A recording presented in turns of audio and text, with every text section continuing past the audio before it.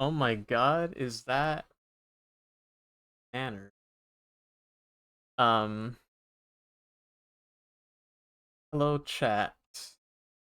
Welcome to uh the great Elden Ring timeline stream. Um, I have no idea how I'm going to do this. I have approximately um 6 notes pages IRL back to back that I put together last um detailing everything I could figure out about Elden Ring's history. Um, and I realized at a certain point that we might come into a few roadblocks. Um, but that's par for the course. Um, you saw everything. Hi, still. Um, so the ways this is gonna go is, and I'll show you this. I have paint.net, which is uh, a painting uh application that kind of works like Photoshop. And then I have Miro, which is a application website that allows you to um, put together like brain maps, sticky notes, and such. Very helpful website. YouTubers like VatiVidya, Waylog use it, and I thought, hey, why not? So let me just shrink myself down into the corner. There you go. I'm tiny now. Um, oh my god, this is gonna go horrible or it's gonna go great. So the way that I'm gonna do it is I'm going to like draw like significant parts of the story as we go. Um, so I think right. Let's start. Let's actually start on the timeline here. God, I hope this looks. Oh God, and the chat's white and the whiteboard's white. Oh, this is gonna be awful. I can already tell. Oh, um, let me think. Let me use my big brain here. What if I just like take you guys, like put you up?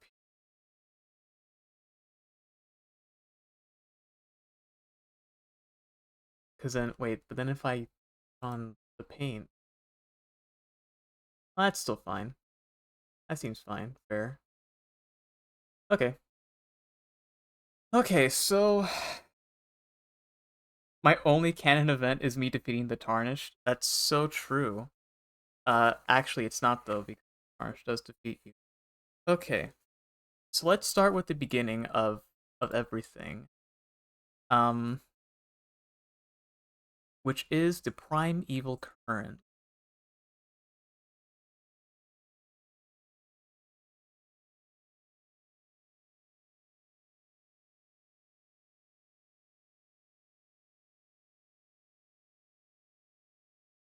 So this is like the big thing, the thing that like every like when the before the DLC, we kind of understood that the primeval current was kind of like this like first thing, and then it was then when we had um whatchamacallit spoken to Hyetta, who is the maiden of the Three Fingers in that story, that there was a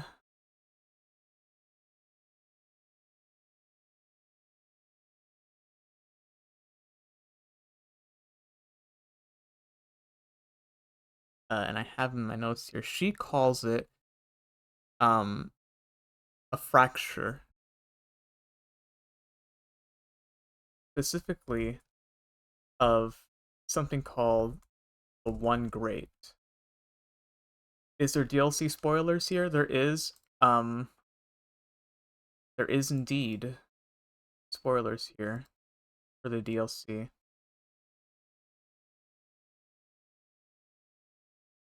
These kind of like go in hand in hand. Should I put that in the title? Probably put that in the title.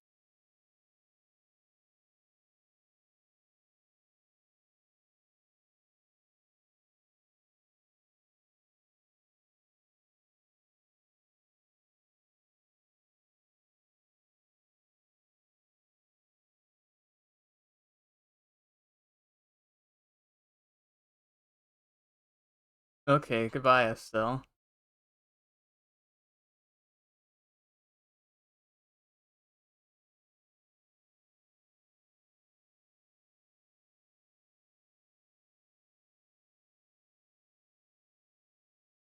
Let me just quickly put this in the title.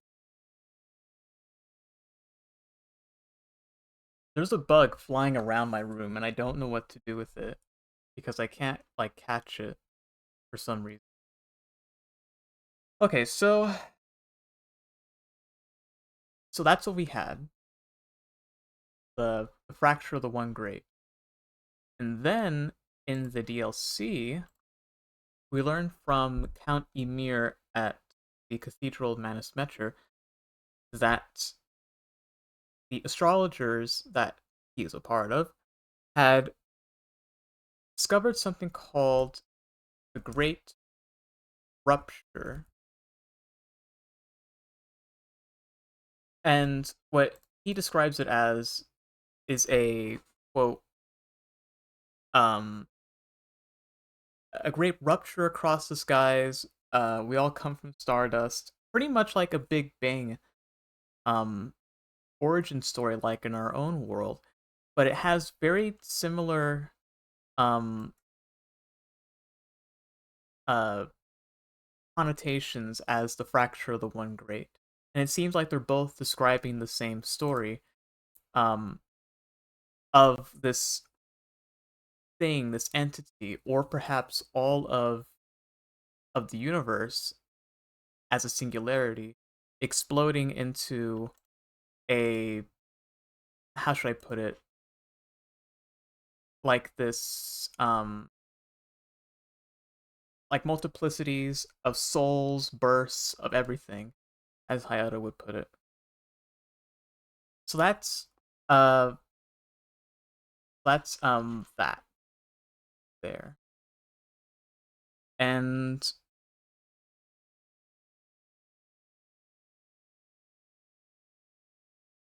that's like like the, if we wanted to say anything, that is like the beginning, right here. Great rupture. Up until like as of now, we don't really know what happened before this.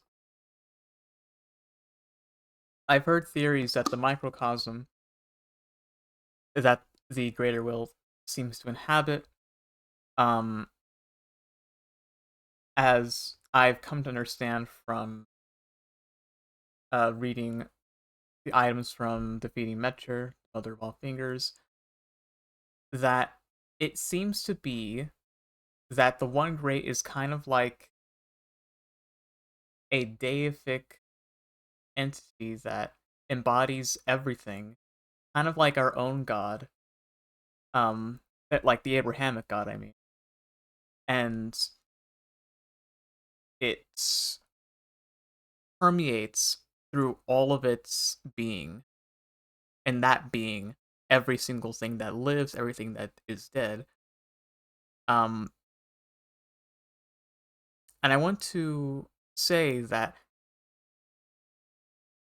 as of everything that we know of the DLC and of the main game, you can't really place um things on the timeline the same way you would for, say, like things in the real world, because in the real world we have like numbers to go off of all the years that things happen alongside the order of events. In this, you only have the order of events to go off of. And I'm gonna, course base this off of my own interpretation of lore, and I'm gonna make somebody mad eventually, which is fine. I'm perfectly fine with that. I am perfectly fine with that. Um, I wouldn't be into this if it weren't, you know, my love of these games. Now, alongside the Primeval Current, we have we have three accounts of what the Primeval Current actually is. And um we'll start with the nameless ancient astrologer.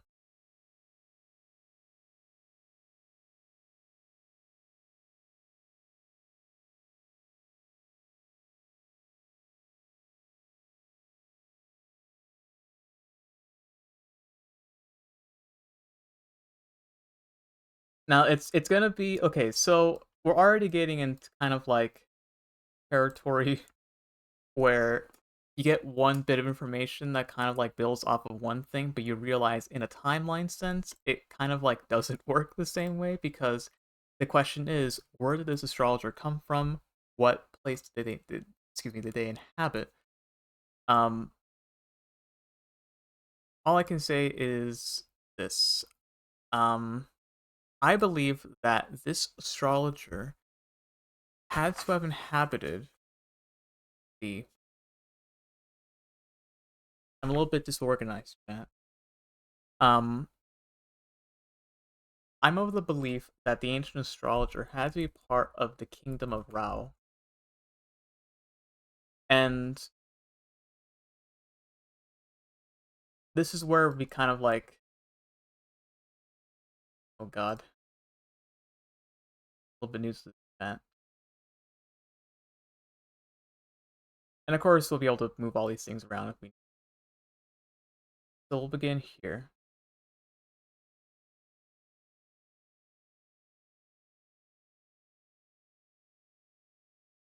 It's been a little bit since I've drawn. Okay. Aliasing's off. Augers. So, okay. The kingdom of Rao, as I have in my notes here, they studied what is known as like sprite magic. And as far as I could tell, the sprites kind of like seem to be pieces of energy that um can like in like okay, so Miyazaki, the guy who's like the director of this game, he's from Japan, right? So I'm of the belief that the inspiration for this for like this founding magic, this energy, is kind of like how in Shintoism you have kami, which are kind of like essences or spirits that inhabit different aspects um of like inanimate objects or living things. And in Elden Ring, you have um this kingdom that spans across like the entirety of of um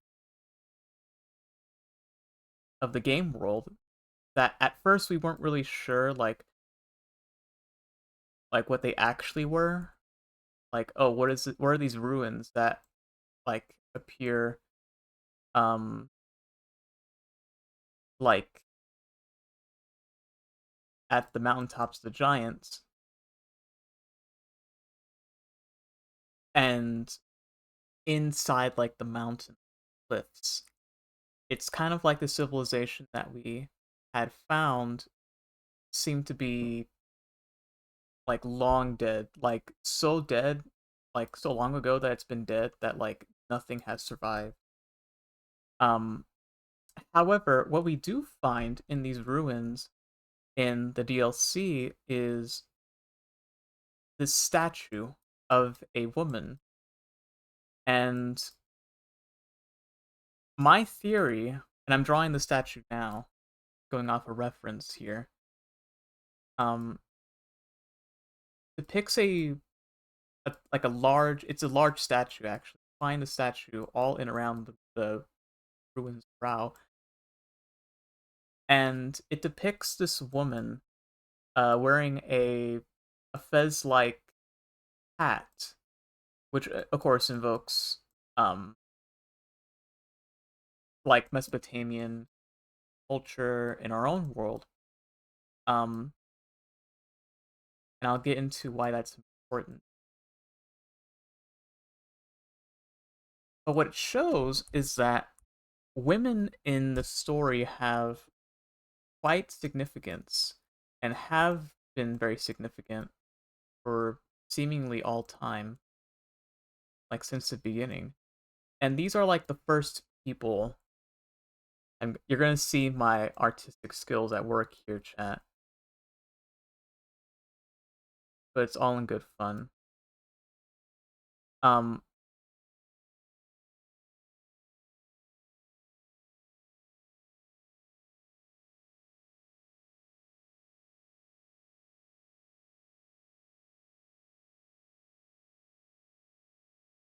oh God, Squidward, Jesus Christ. Okay, hang on.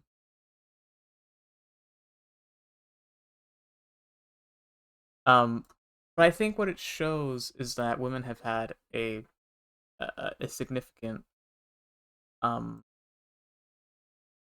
position of power from the beginning, and I think this kind of goes into what I go back and forth on this with myself a lot, but I'm of the opinion that the Eternal Cities um had originated from Christ had originated from this this kingdom, and more importantly, that this ties into the dynastic ruins of Ul, but I'll get into that in a minute. But what the similarities of these two civilizations entail, both of them, I'll get into when I get to the dynasty. I'm just drawing this woman here, and going into more of the kingdom of Rao while I draw here. Um, like I said, they have settlements all over the lands. So we see them basically every corner of the map in Caelid, in the mountaintops, um, in Liurnia, in the Weeping Peninsula, and especially in Limgrave with Highland Cave, where you have this like sanctum underground that's pretty well preserved, I think. But what's important in that cave is that you find a guardian golem, and for the longest time, I was always like, okay, where'd these columns come from? They must be from the Erd tree because we see them defending the Altus Plateau. But no, if it's there, and you get, of course, the lore implications from the halberd that says that it's made of black stone from a civilization long dead, so it can't be, from the Golden Order. It has to be,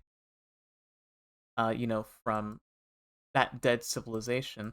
And we were always like saying like, oh, this must be the King of Cool, but no, it's this. You find guardian golems all around the ancient ruins of Rao, not only next to the Pantheon,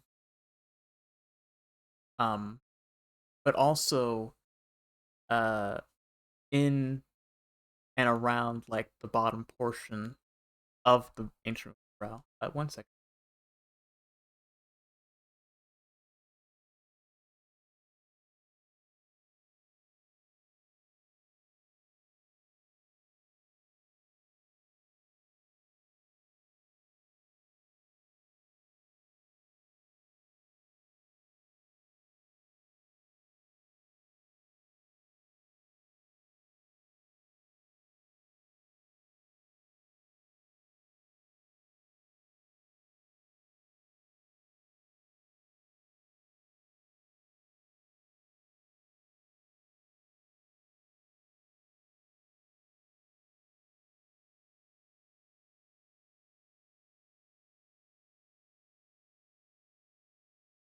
Okay,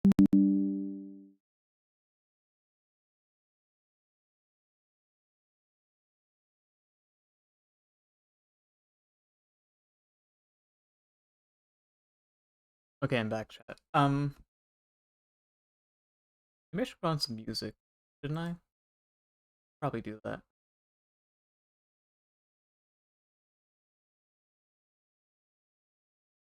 I'll put on.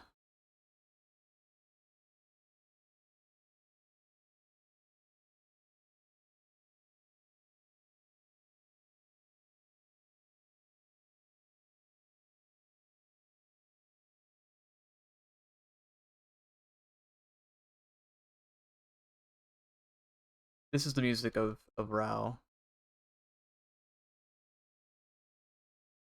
Okay.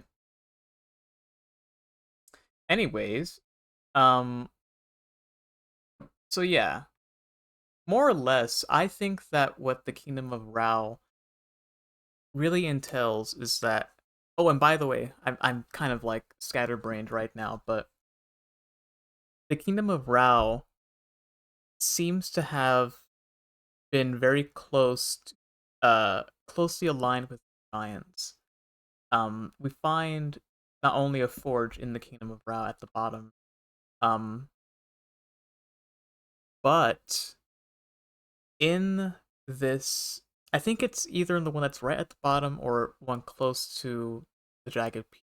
We find a um this meteoric or great sword, and when I first picked this up, when I played my first playthrough of the DLC, I thought, okay, this must be like other meteoric blade that we have that has like powers of gravity attached to it, but no, this uh this weapon is imbued with the power of light, of white light that is said to be of the old god's arsenal, because this weapon that you're holding is actually um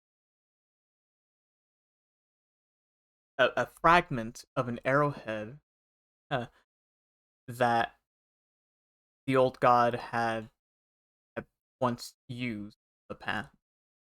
And I just find that, like, crazy that this thing even still exists. But what it shows is that there was a god at some point that existed before America.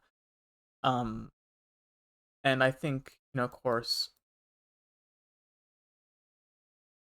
having this be the only piece of information of this god that we have, um, I have many theories to give about this thing, but now drawing this lady, and we don't really have any written lore about her. Um, at all, actually. You do find the statue. We also find this other statue of seemingly her, but it's a full body statue of her in the sides of the ruins, and she's wearing like a hood. Doesn't have her fez on anymore, but she has a hood, and in this hood, um, is like this hat that isn't the fez that she's wearing here. It's actually more like the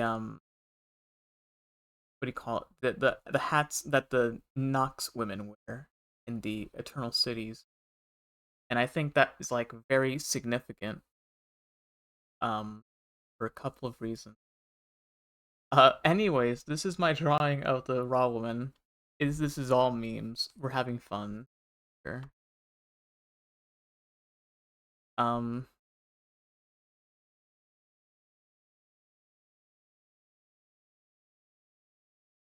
I'll just name this Rao Royal.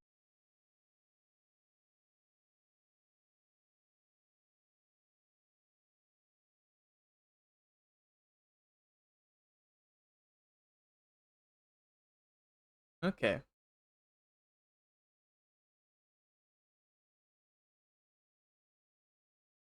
then we'll go to the timeline and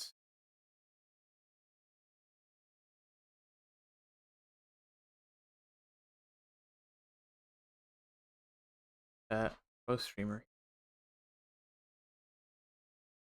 I can take my drawing of her, place it there.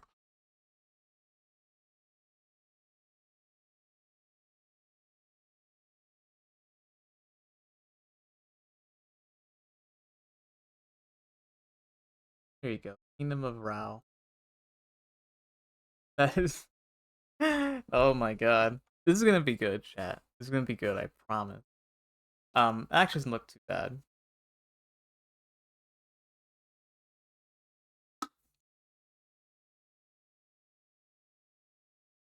Okay.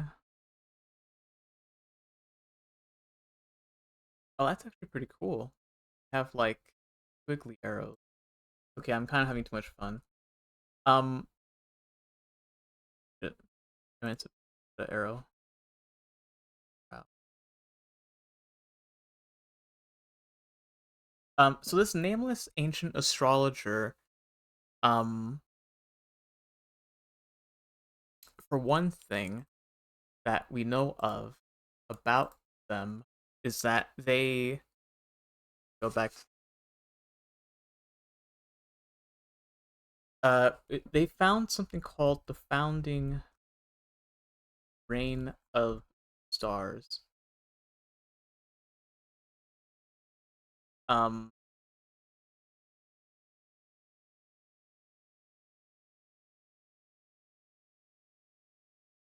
and it's described in the in excuse me in the description. I'm being redundant here. In a description of the founding reign of stars, that it's a quote a dark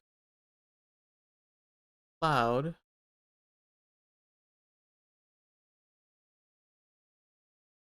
But not only is it a dark cloud, that um it is a deluge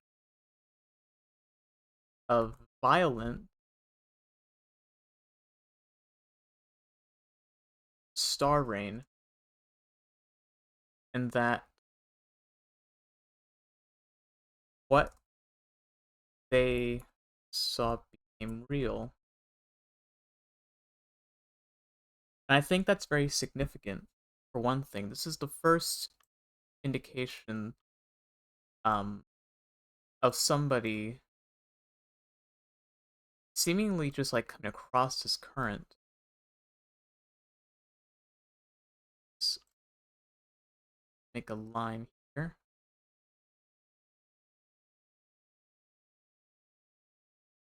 And really what I think it means in the lore sense, I think that alongside the sprite magic that the Kingdom of Rao um was doing, I think that they also were kind of dabbling in astrology. Either it was actually the Kingdom of Rao, or it was like a sect of people in the kingdom that were uh kind of like getting into astrology. And um the astrologers of course have a history with Arya because they seem to be their ancestors. Get there when we get now. God, I'm gonna draw all the primal things, but I kind of like want to get on the board for now.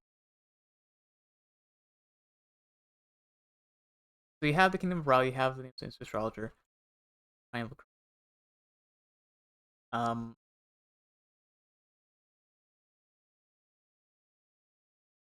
where do I want to put the other sorcerers? I thought about this. Um, the other sorcerers that looked into the primal current seem to have been around either before. Actually, I think it was probably either before or after the establishment of Raya Lucaria, which is the school of magic in the game. And if you want my opinion, I think that the ancient sorcerers Azor and Lusat probably came about after the establishment of Raya Lucaria, though when Raya Lucaria came about had to have been after this ancient astrologer had discovered the primal.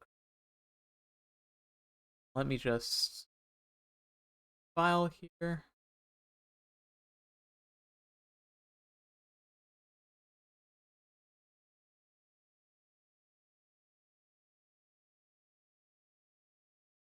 I just thought of something. Maybe drawing this wasn't a good idea, but like I'm having fun.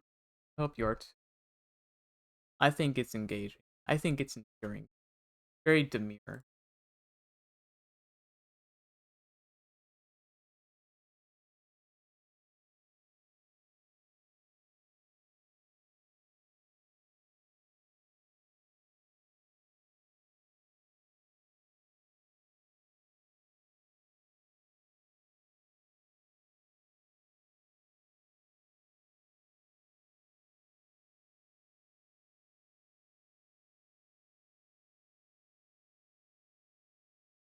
Oh god, this is gonna look terrible. I just thought about it. But that's fine. I'm always up for a challenge.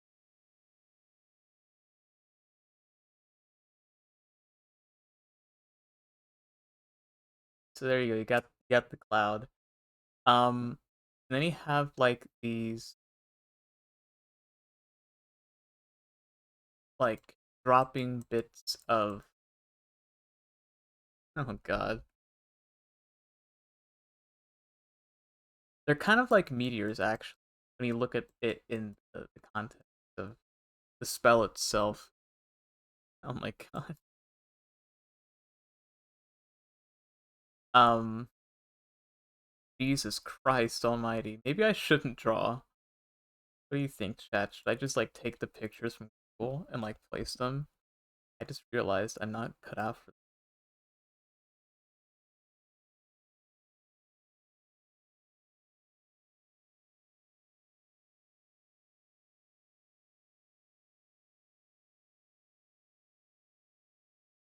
Fine though.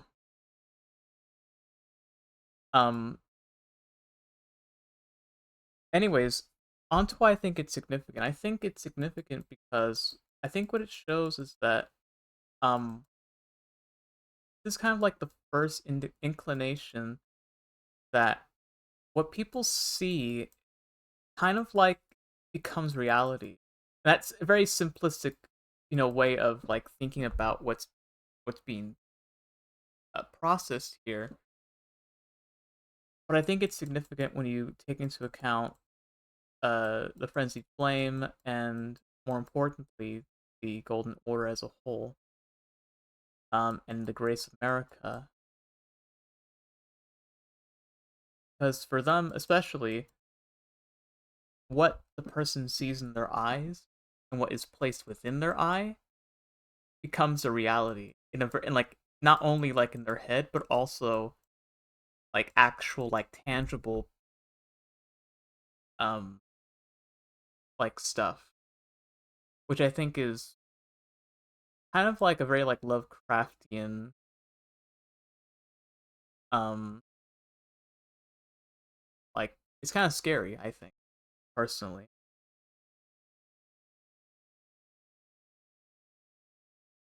Oh, Jesus Christ. Oh, fuck me. Am I gonna have to? Okay, chat. I'm not gonna die, chat. Save me, chat. Save me. I'm like that one guy in that one video where he's praying to Donald Trump. Save me, chat. Chat, please save me. Save me, chat. Okay, I'll tell you what. I'll cut y'all a deal. I'll draw I'll end it here. I'll draw this, and then I'll just go on to like taking photos, or perhaps I shouldn't. Okay, I've lost everything. I've lost my. Okay, chat, it's over. It's so over, chat. It's over. It's not actually. Um. Okay, I'm not gonna stretch myself too thin. That's something I should have known would happen. Um.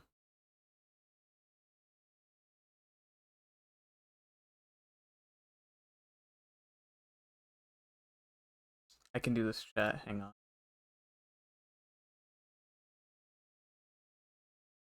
I'm the goat.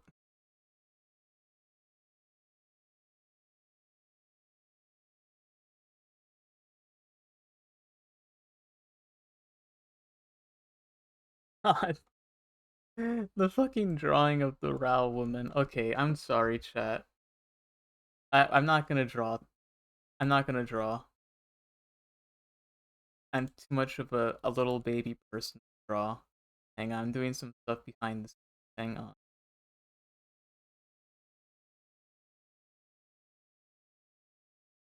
That's okay though. At least okay. This is good though. If I can consolidate my energy towards um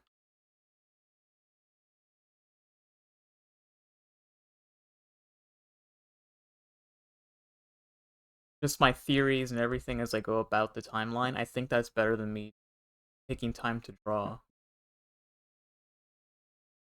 Um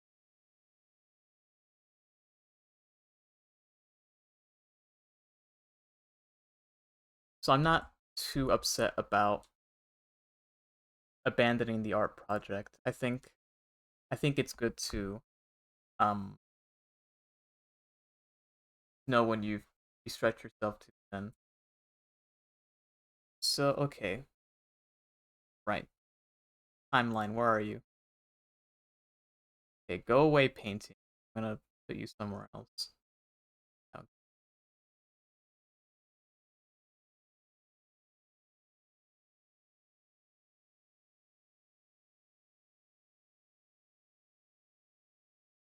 changing it up, chat. Changing it up.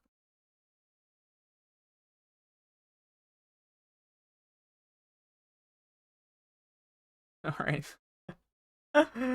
Oh, Lord Almighty. Okay, so I'm gonna take this guy and put it there.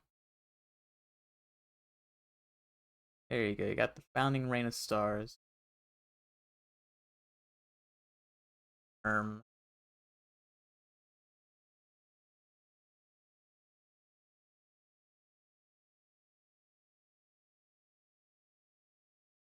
I drew this, chat. It's true. I did. I drew this IRL, and now it's here.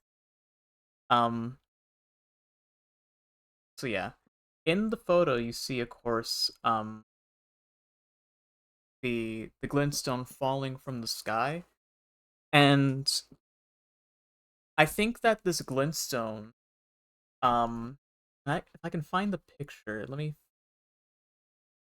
if I can find it in the Lake of Rot.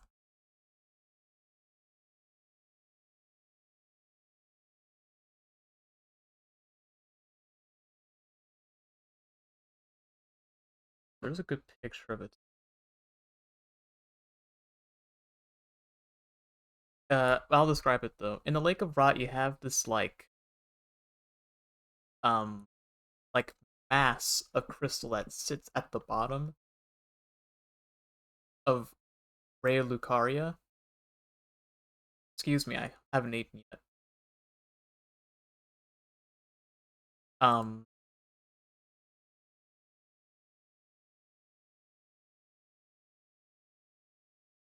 and I believe, in my mind, that this mass of Christ, this massive glintstone, um, is somehow connected to this. Um,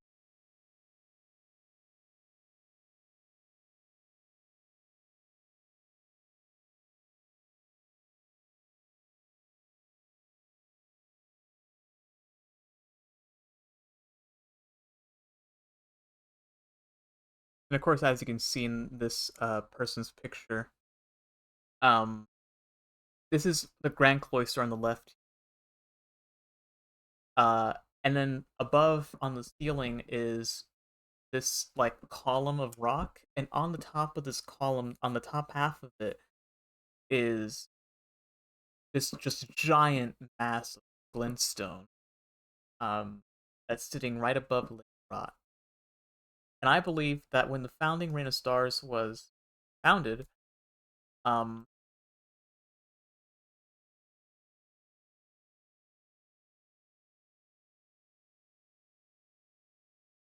that it created kind of like this. Of course, the glintstone spread all across Liurnia and across the lands between, but it also like collected in kind of like a well at like the base of Raya Lucaria, which in my mind is probably um the direction that the astrologer was facing. You find the founding Reign of Stars in a tower in the mountaintops, but most of the glintstone is found primarily in Liurnia. But in the mountaintops, for more uh strange purposes, I think that when like you find the glintstone there, it's kind of like this amber color. Um, and there's a whole thing about amber starlight stuff. But what's important is that this is indicative of something that I will get into.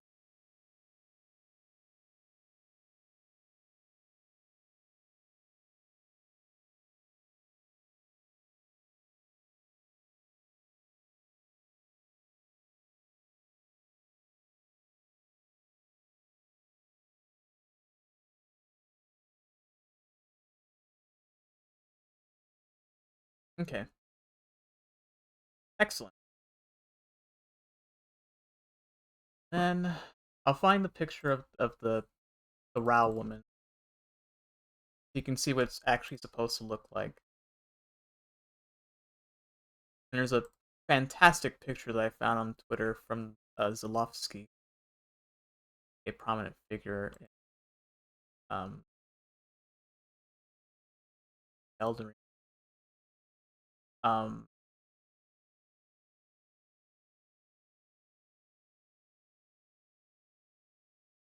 so this is her right here, and you can see that the artists are much better here. But what's important is uh, the ones that you find on the walls of the ancient ruins. Um,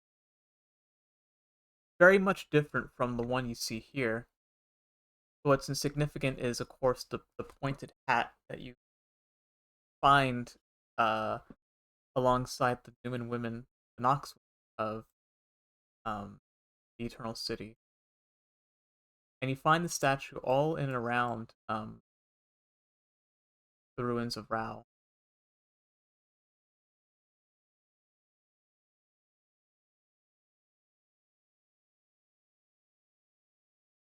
You know what I should do? I should also have a picture of the actual ruins themselves, so you can kind of like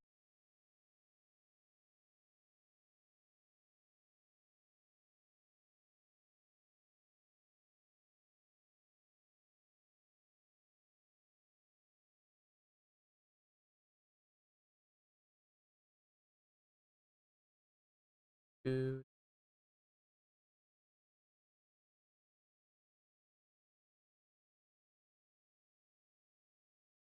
picture, but it doesn't really show like the encapsulation architecture. I think the architecture is very significant. Rao.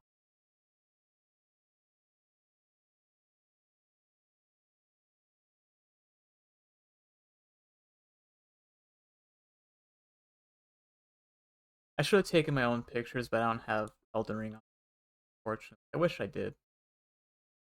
Um,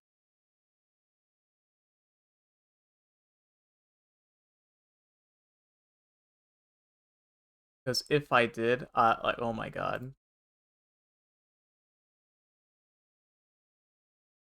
so Jover for all these lore channel getting, they do much more better work than me.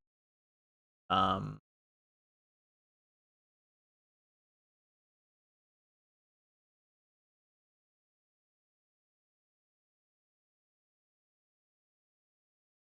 have people not taken pictures?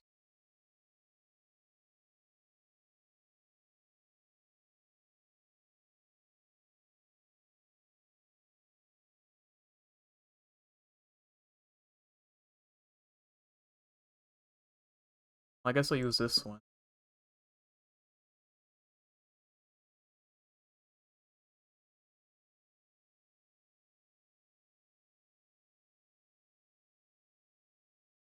Um, okay.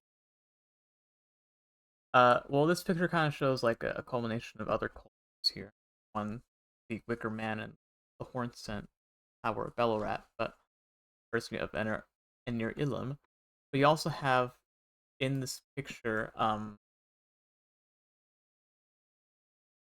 the black stone ornamentation have like hexagonal um columns here, and maybe I could also find a picture of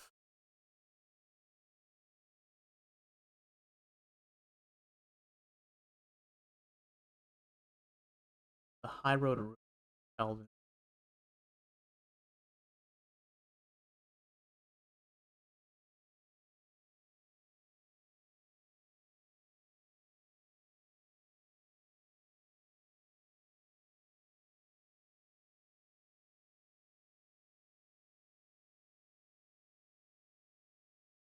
Oh, actually, no, I have a better idea.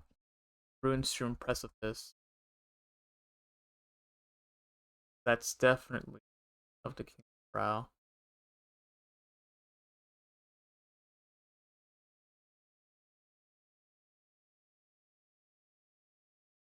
And the Ruinstream Precipice is also very significant. It's one of the first great aqueducts you probably will find on your playthrough if you didn't find the one in the Schiefer River. Um, sure.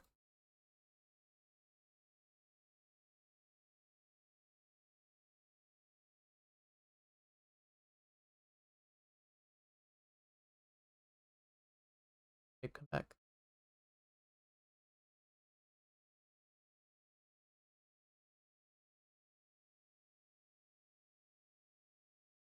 Oh, you motherfuckers, you made a web file? I hate that. Like, don't be a coward, just make it into, like, a thing.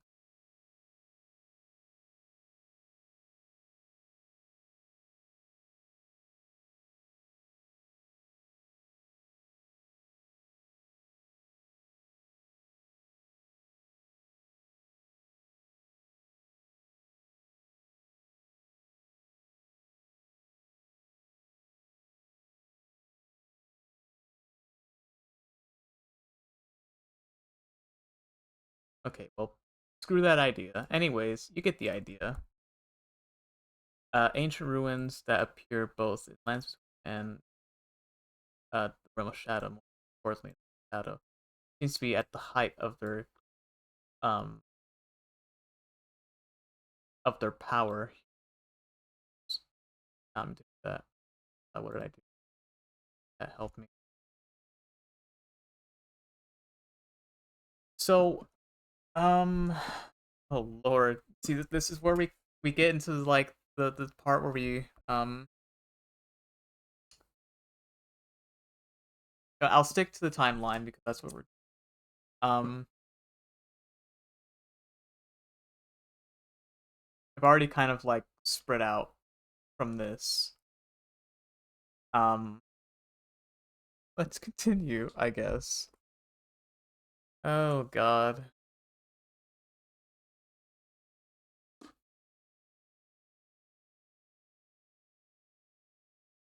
So after the Kingdom of Rao, seemingly, or perhaps around the same time, I'm not exactly sure.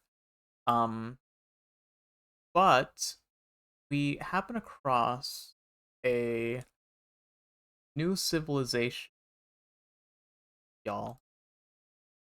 Um, and this civilization I'm calling um the God, I can't spell the dynasty of Ul or Ul. Um,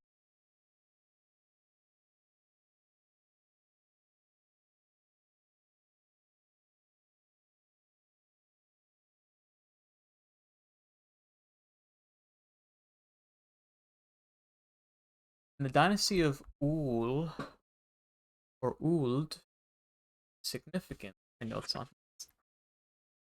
Where did I put my notes, chat?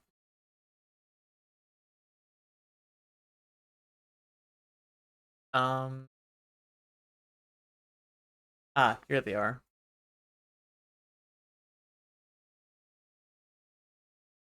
This is where you get the Dynast statue, or as the Eldering community affectionately calls Elden John. Um,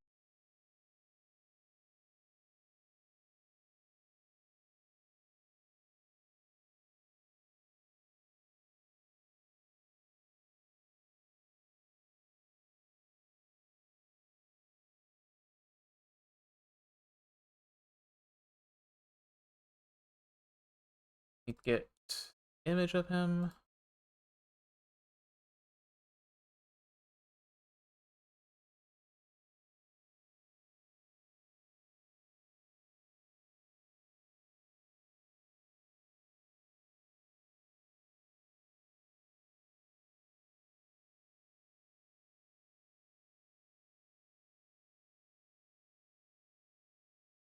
A picture of him.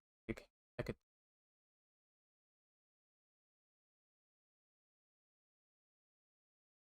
I get this one because it shows the architecture as well. I also put the one where it's just him.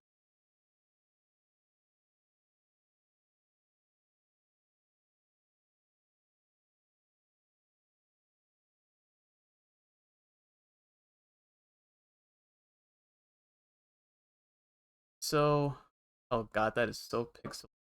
My lord, my lord.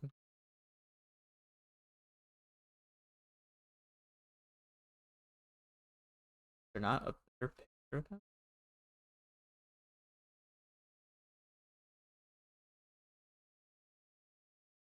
Save me extra life. Extra life save me.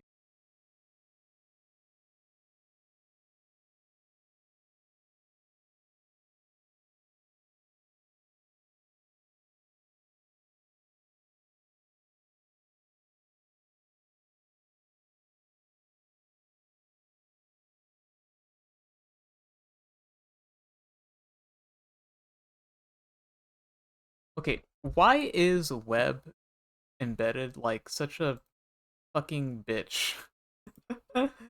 Like, my lord. Can I paste images? I can. Oh, I've won the game of capitalism. Like, Vault Tech, Fallout. I don't know why I said that. No shot, you got the whiteboard and everything. It's gonna be great. Yeah. Well, not as great as it would have been because I kind of abandoned um, the drawing aspect of it. But I think that getting pictures is better because you get the actual image. Um, well, now that I figure out how to that, I can now just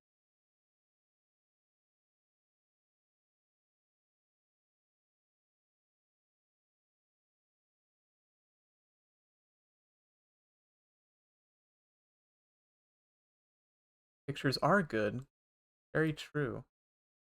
Um, so let me talk about the Dynast for a minute, and also this is coinciding with other things that are happening in the timeline, so it's gonna get complicated, chat. Um, the Dynast, or as the community calls him, Elden John, is kind of like a Moses figure in the lore. For one, he appears basically everywhere. Uh, in but well, that's not true. Not everywhere, but he shows up in a couple of interesting places. He shows up um probably in your first encounter in the Shifa River. Um he shows up um most prominently in Mogwin Palace, which seems to be kind of like a temple accredited to him, as it has like dozens of statues of him just on the ceiling, and of course one that's the base of the elevator before you get up to Moog. Um, and let's see, where can I put the text?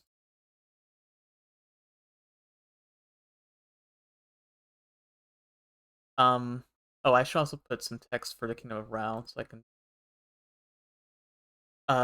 talk about that. But what the civilization of Uld is most known for is the Oracle bubbles. Um, and the claimant.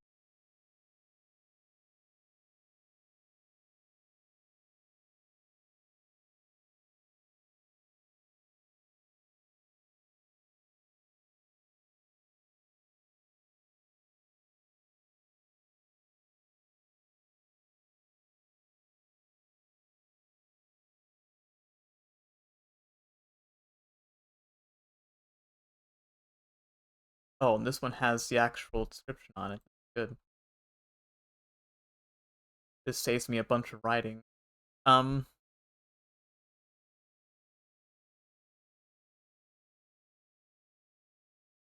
so it says here that the sorcerer, the claimant who served as priest in the ancient dynasty. Um, and it says the claimant search for lost oracles within their bubbles. Um, I think that these claimants were searching for perhaps maybe the oracle envoys. It seems perhaps, made perchance. As they're the only, seemingly only enemies in the game that speak on that subject. Um,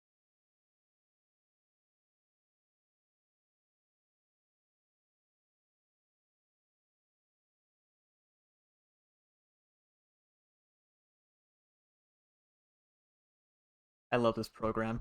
Um,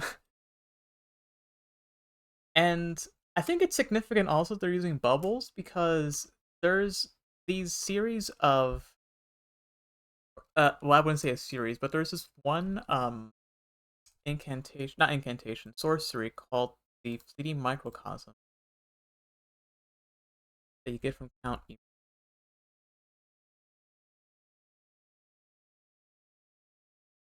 Um,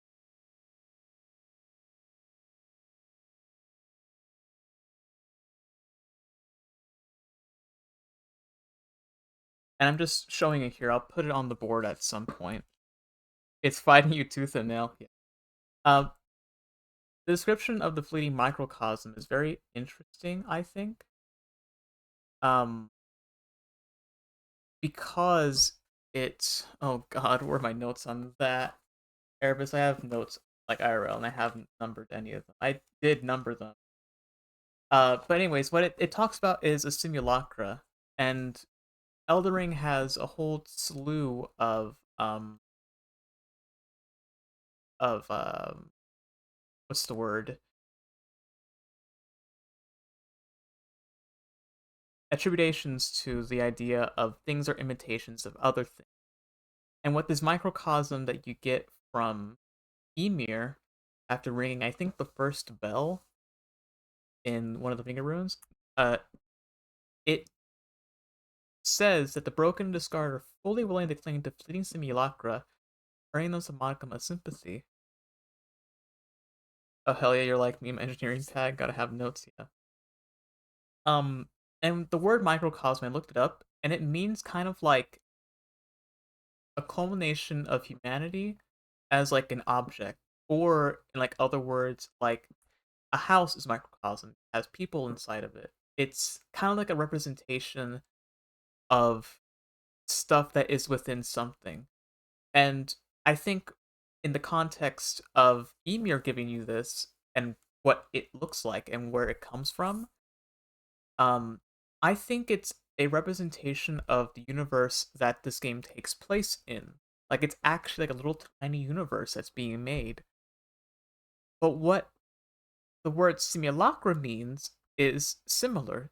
Simulation, imitation. It's it's like it's trying to copy something into something else. And I think these little bubbles here, and certainly this microcosm here, is are ways that entities that exist outside our own universe in the context of the game to speak to one another. Certainly for this microcosm that you get from Emir, also appears with Mecher as she's holding one on her tail fingers. She's actually using that, I think, to speak to greater will. And I'll get into why that's the case later, but I'll have this here so I can remind myself that these are connected in some way. Um, so you have that. I'll get a picture of the Clayman so you can get an image of that.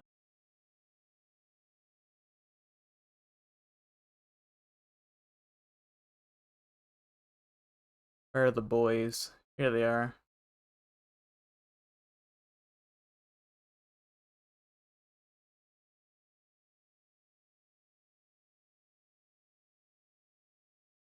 It's a bad image. Thank you, IGN, for bad images.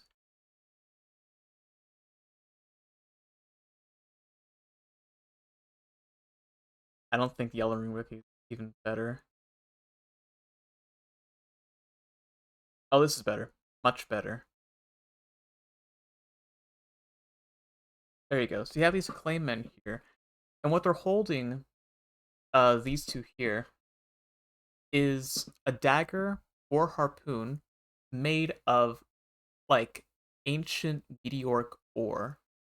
Um, much like the meteoric ore of the god that I spoke of when talking about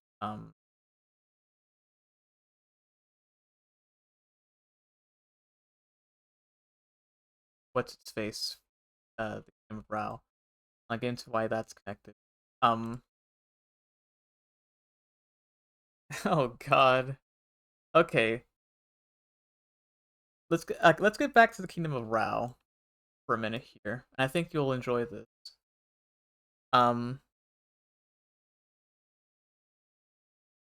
need to talk about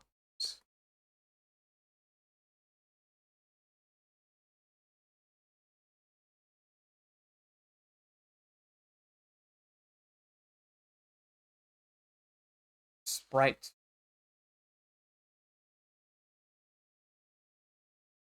Here we go, Kingdom of Rao.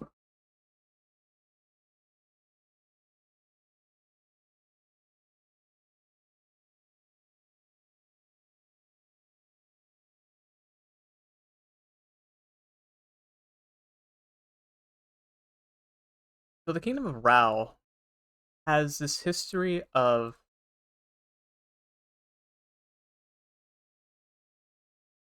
utilizing sprites in both magic and medicine.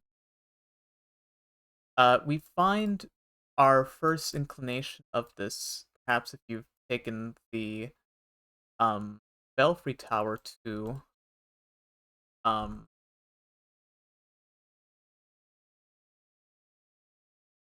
like the bottom section of the ancient ruins of Rao. And this Rao burrow,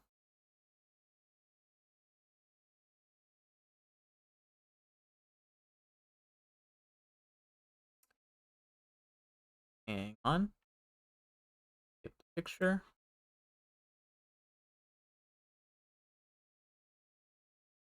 It's described in the lore as this like little itty bitty like stone, an oval shaped stone that in ancient times was inhabited by a sprite. Um, and you find these stones all across the ancient ruins of Rao. Um, but what I think is interesting that it calls it a nest. I'll get into why that's significant, but that's the first clue you get about the sprite magic, or these, or not really the sprite magic, but the sprites themselves. Um, and you also find within the ancient ruins, or perhaps you find the crafting recipe, a a sprite stone, which is um,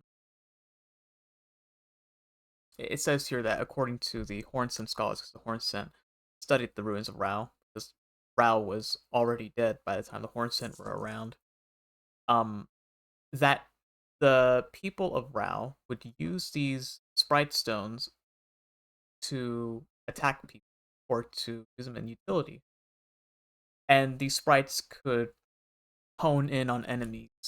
And basically, what it's trying to establish is that the people of Rao um, utilized these things called bond stones, for these things here, in order to um,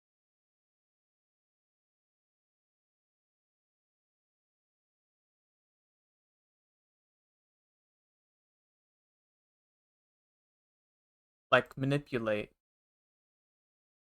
like the magic of them.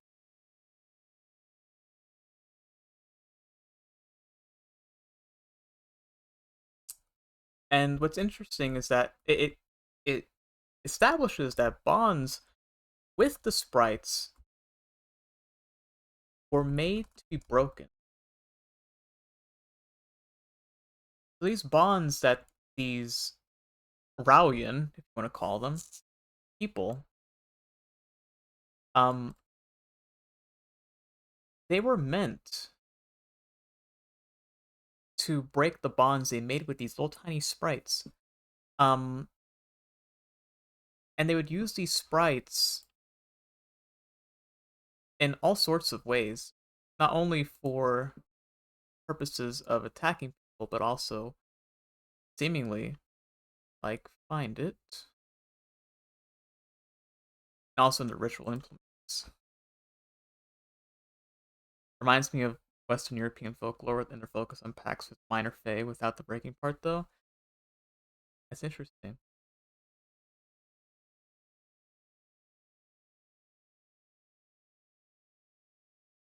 Also, I think this bond stone here is also very significant in the way that it looks. I'll get into that later. I'm gonna say that a lot. I'll get into that later, but it's true. You also have things in Rao called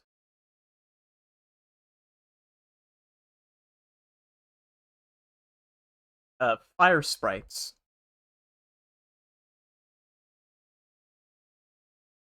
and it says here that all the sprites, the fire sprites, are said to be the most boisterous in nature, which I think is very funny because it's kind of like it's giving like a cutesy kind of like life to them.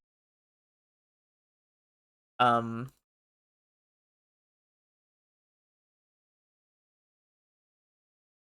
and that's directly from the game. Both these quotes here.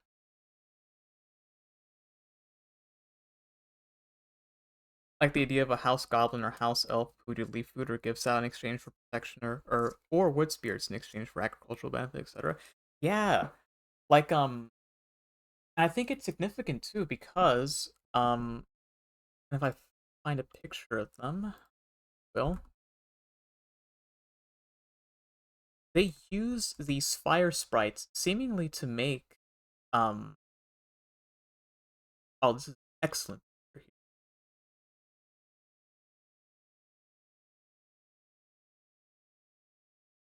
Oh wait, no, it has a, what is that? Not the right.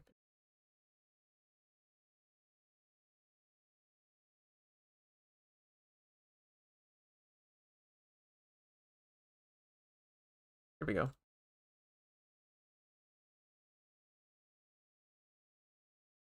There were some that would thrive on neglect too, like if you gave them a gift, they would just take it and leave because the deal had been concluded. Um, that's funny. Um, but I talked about these guardian golems earlier, but the civilization of Rao seems to be connected to them very significantly. Um, because it seems like the kingdom of Rao used um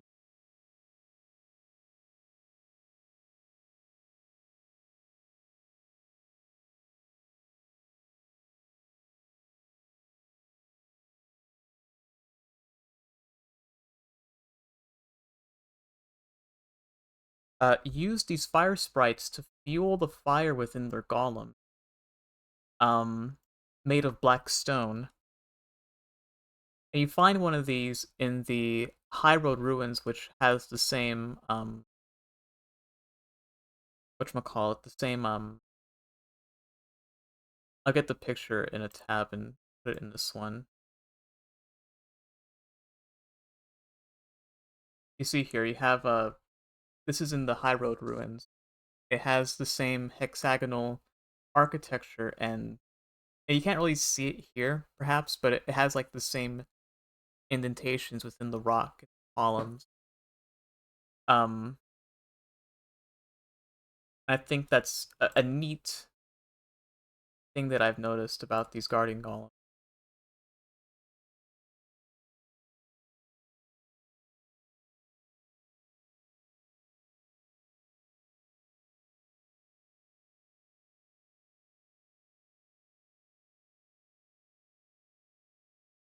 But not only were the guardians fueled by fire, it seems like the guardian golems also utilized magic as well.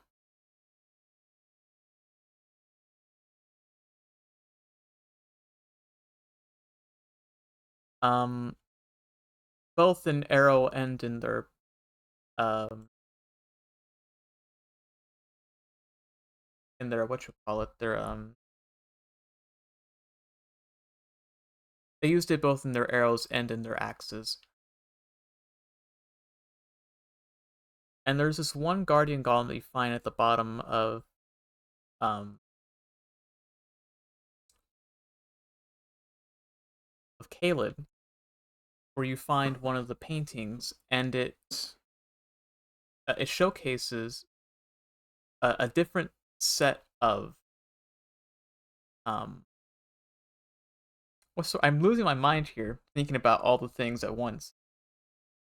Uh, it has a different move set than the other one. Find a picture of it.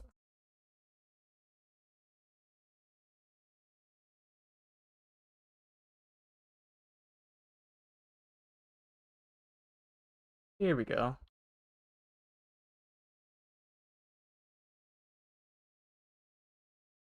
You see here it has the blue magic here, and I think that's cool.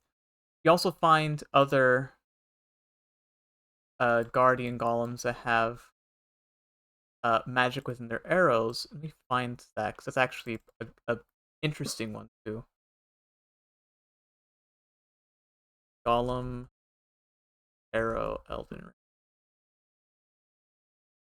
Here you go, the magic golem's arrow.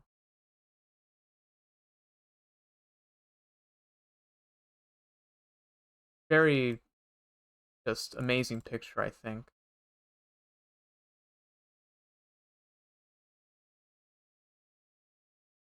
But what's interesting about these golem arrows, and I don't think it's said in this one, yeah, no, it says it's imbued with holy, or excuse me, imbued with ancient magic, but there's a non-magical version of this arrow. Um, if I could find it,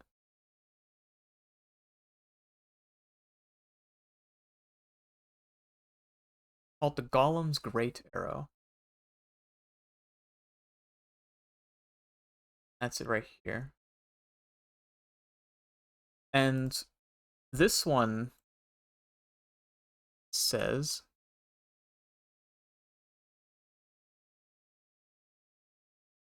And I'll use the full description at the top to also indicate what most of the items of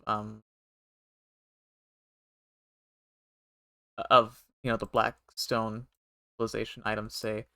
It says great arrow made of blackstone crafted by a civilization now gone to ruin, which you find on the axes and bows of all the guardian golems items. And it says that these hefty arrows enrobe with tempestuous winds. And I think that is very significant and we'll get into the horn scent because there is a connection between tempestuous winds and the divine beasts, and that's a little ways off because the horn scent don't come in until much later. Certainly in our stream, they'll come much later. Um, but what it shows is that there's also connection with Dynasty of Ul because Dynasty of Ul also dabbles in magic. It seems like these two uh like civilizations had like a connection with each other. I'll get the other oracle bubble here. And right next to that one. That's the bigger one you get in the game. Um oh god. Um and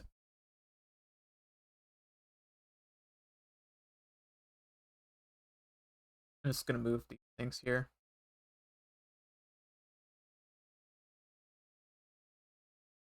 I think what it shows is that these two houses or kingdoms or dynasties, civilizations had a connection with each other, and there was this amazing connection that this one person found um within the statue of Rao, and that was the little statues that you find in Farum Mazula, where the dragons live. And it's these statues here. They're the only statues of humans that you find in Farum Mazula.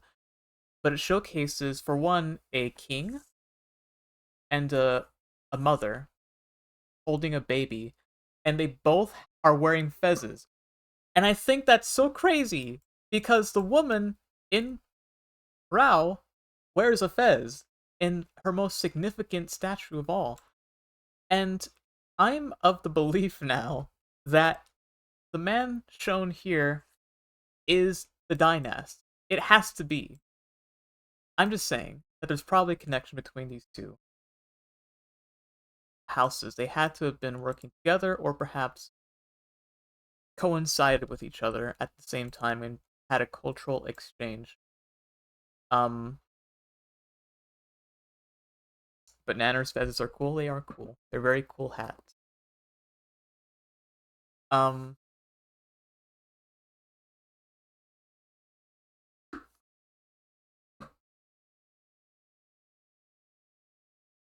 I just think this is like an amazing connection that to my family. See if I could find her name. It was Sharkuli on Reddit. Shout out to that person for finding that connection because I would never have found that. And not only would I never found that, these statues you only find on the walls of Aramazula, and they're very tiny. They're not very like significant. But I think it's supposed to like symbolize that humans had once lived with the dragons, which we'll actually get into right now. I think mayhaps because it's connected with the Crucible. I think. Let's see. Let me draw an arrow. Continuing the timeline, mayhaps.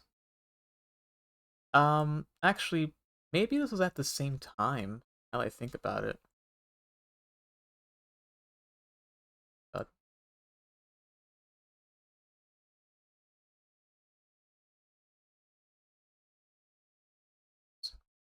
actually, get a squiggly arrow, skibbity arrow.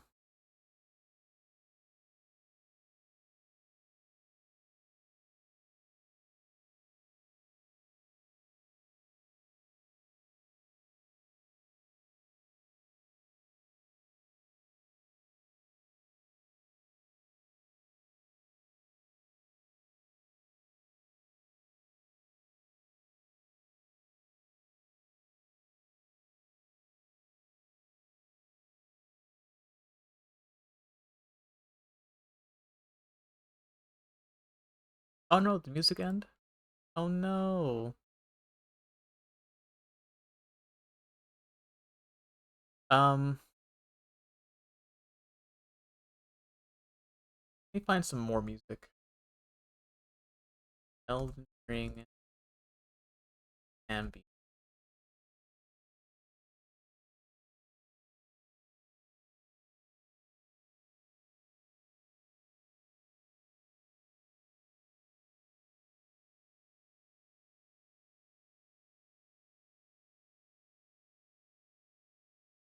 Let's see.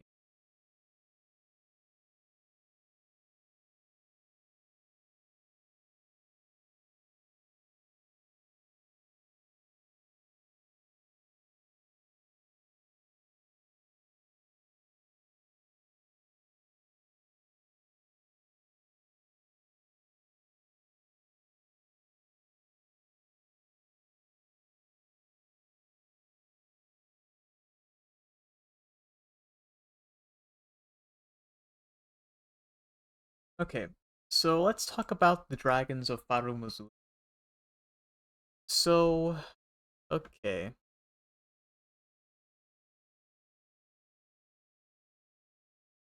Oh god, this is gonna get wild, I can already tell.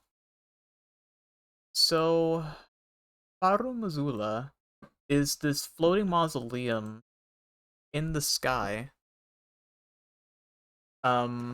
It wasn't always floating, as you can probably guess. Um, Let me find a picture of it. I'll get this picture too. Important.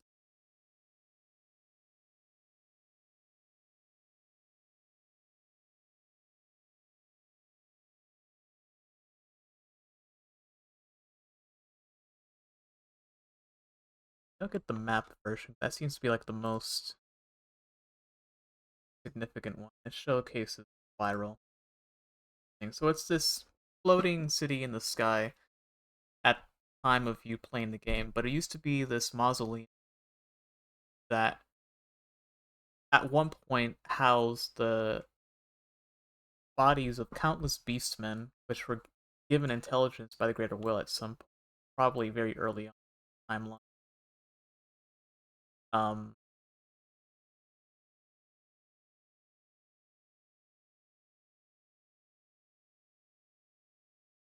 and in Farumuzula, the ruling class of the civilization were the ancient dragons.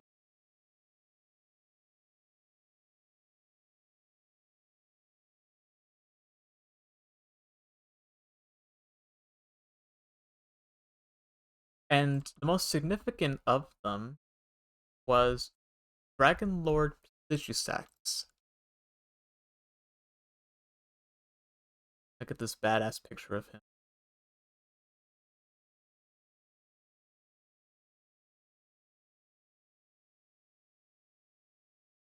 Oh god, pixelated. Why does why does God hate me?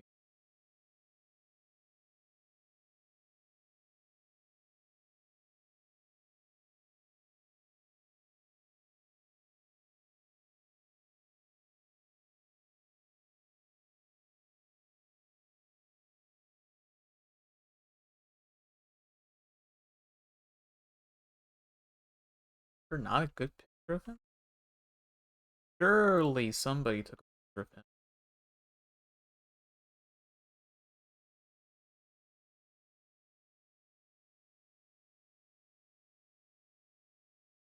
That's not a bad picture. We have Dragon Lord Plishusax. Um, who in the lore, in the lore, um, I'll get the quote here.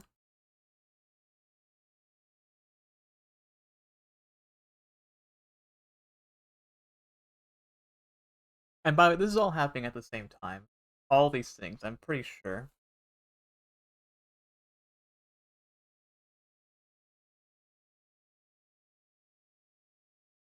It says that the Dragon Lord whose seat lies at the heart of the storm beyond time is said to have been Elden Lord in the age before the Earth Tree.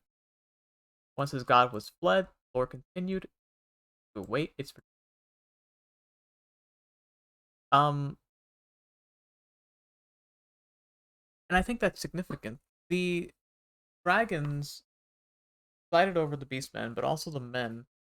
Though the men, the humans, also held power within Tarumazula, and we're going to get into what their position was. But I think it's significant because it talks about a god fleeing. It talks about intelligence being a major part of civilization becoming a thing.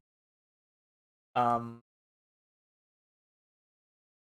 and I'm of the opinion that this god is the same god that's described in the meteoric or greatsword.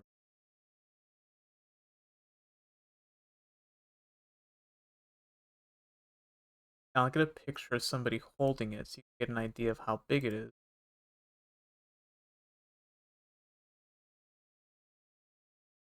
It's this thing here. It's this giant fragment of a arrowhead that um was said to be of the old god's arsenal.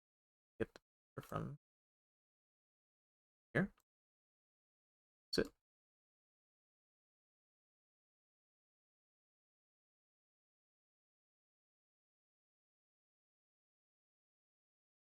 And I'm of the opinion that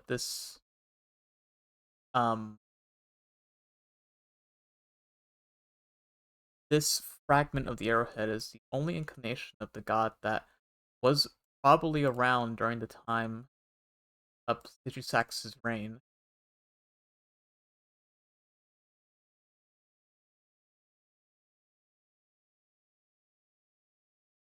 But what's interesting is that this weapon doesn't have the same purple gravity magic that all the other meteoric um items have. It has um this white lightning that shoots out when you charge at foes using its Astral War.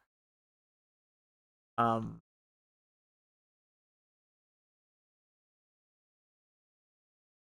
Here we go. This is an excellent picture showcasing what I was talking about. See this here? This is a guy using it. You can't really see it, it's pixelated, but it's basically you imbue the arrow fragment with light and you charge at them and it blows up in a charge of white lightning. I guess I use this picture since it's like the only picture of the actual war being used. Um and there's a oh god, do I even have to get into the ritual of light and dark? I think I might have to.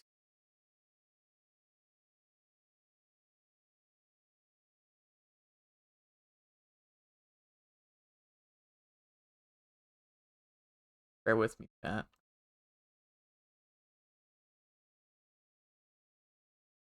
Um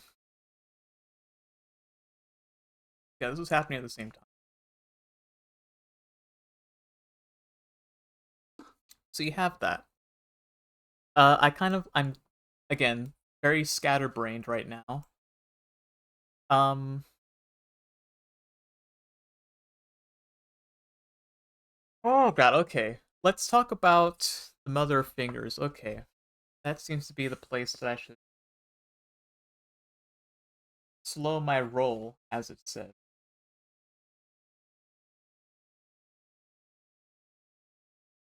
So this probably happened. Actually, I know it did. It happened after the fracture of of the One Great Finger discourses ago.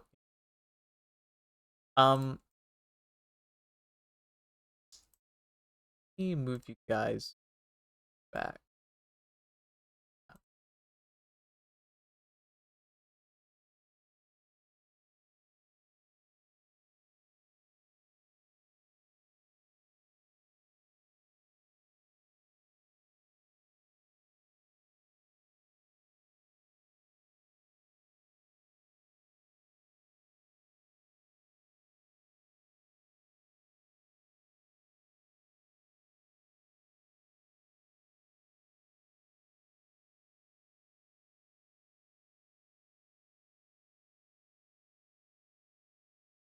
Finger discourse. Let's go. Um.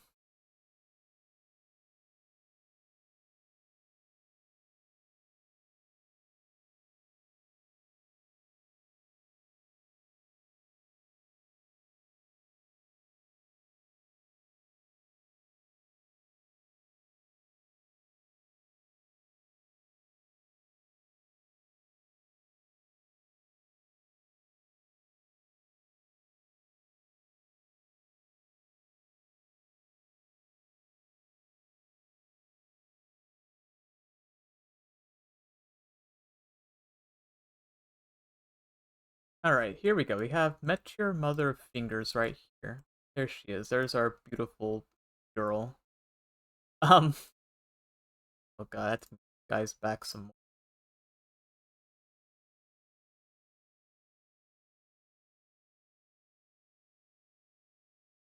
So Meteor is said to be the first shooting star, but also she's the daughter of the Greater Will. They call her beautiful, but I don't know. I guess that's up to you to call her. I won't judge. But what's significant about her being the first shooting star, um, is that we always thought that the Elden Beast was the first shooting star, but it turns out it's actually not that her. I'll get the quote here.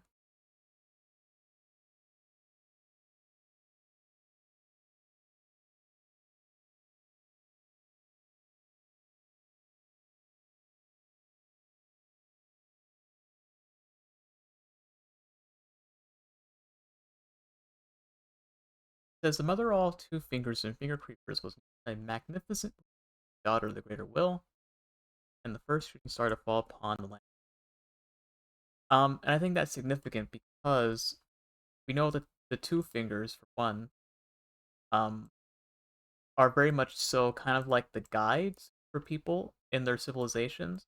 And if it's the case that Pligisax was the first Elven Lord of the time, not only would he have a set of two fingers to guide him, but he also um, had to embody the Elden Ring itself, which to Elden stars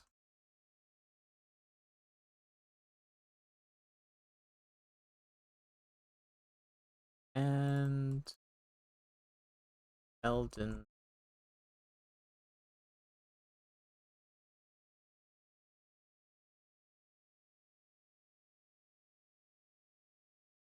So we have the two shooting stars that the Greater Will sent the lands. We have Meteor, and we have the Elden. Meteor came first, for the record. But the Elden Beast had to have come sometime after that. Um, what's interesting is that Meteor had to be forced to obey either the people she was entrusted to um to guide, or perhaps her own parent, the Greater Will.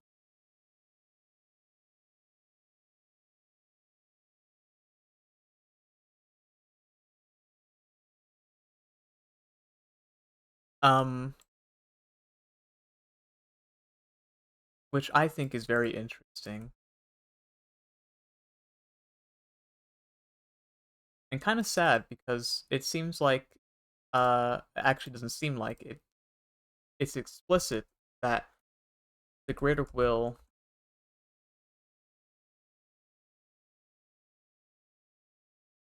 abandons her, which is sad. Um, and the quote that is in her items is that the mother received signs from the Greater Will from beyond the microcosm.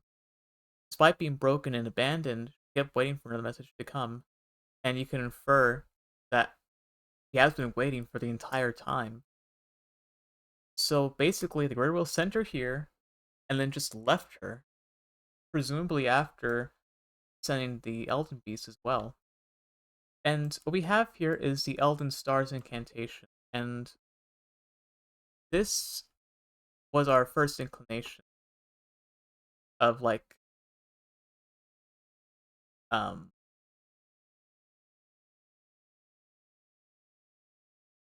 like a start to everything.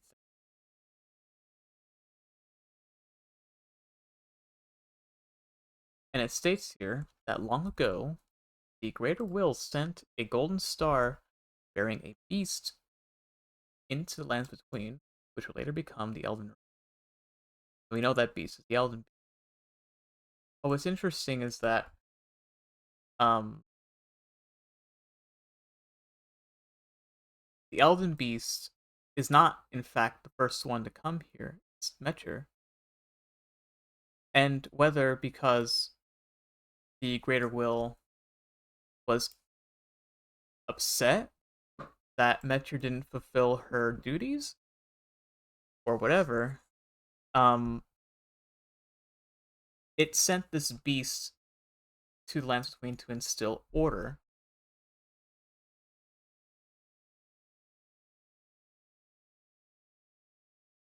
I'll get the quote.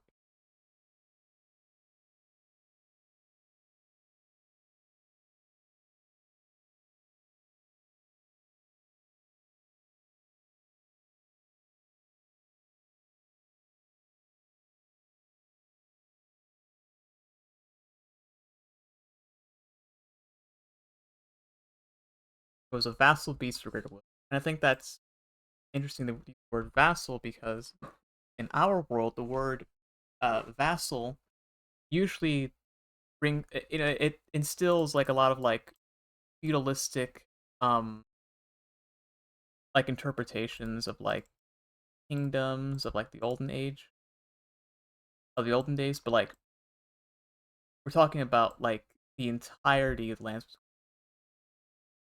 and it seems like the greater will just wanted to take it all for itself at the end of it, and didn't actually care about its own daughter. But what's interesting is that the Elden Beast isn't a child. It's more like a pet for the greater will. It's like a animal. Its internal name in the files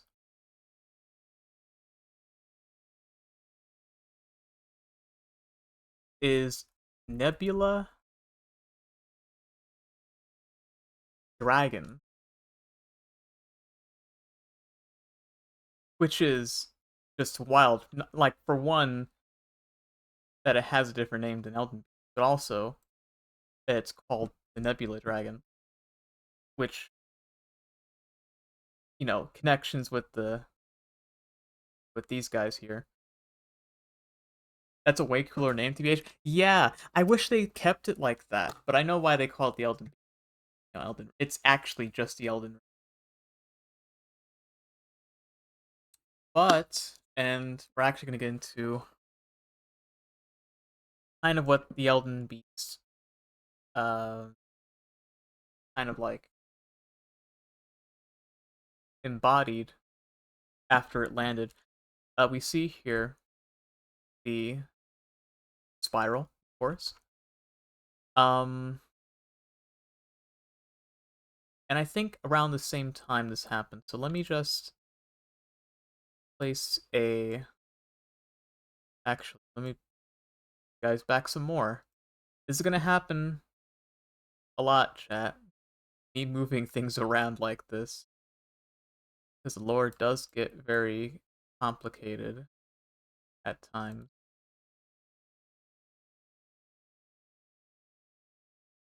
This was me last night with my friend.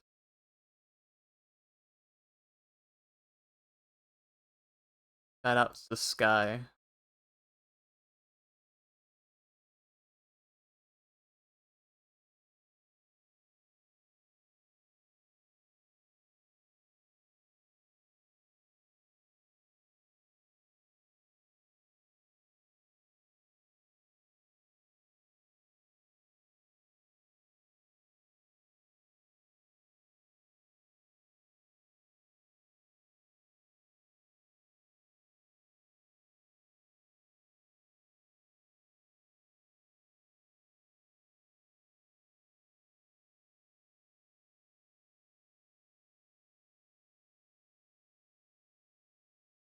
Please. Why wouldn't it do what I want it to? There you go. Um, that took a little bit longer than I wanted.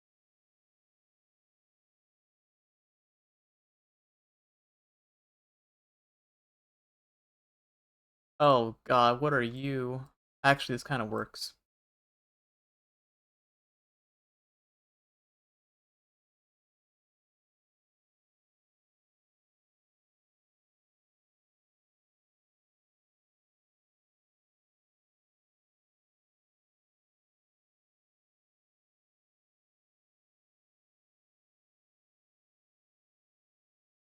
Okay, so let's talk about the Crucible, finally.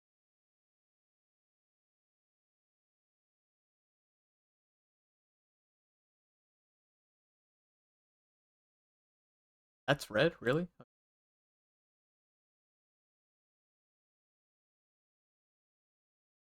So I'm bringing up the Crucible now because this thing has connections to literally everything in the lore. I'm not even kidding. This thing probably is like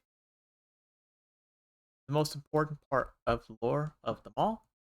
Um, it has connections to the King of Rao.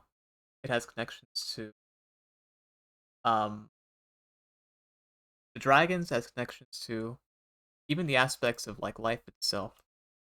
What we know about the Crucible is where is it?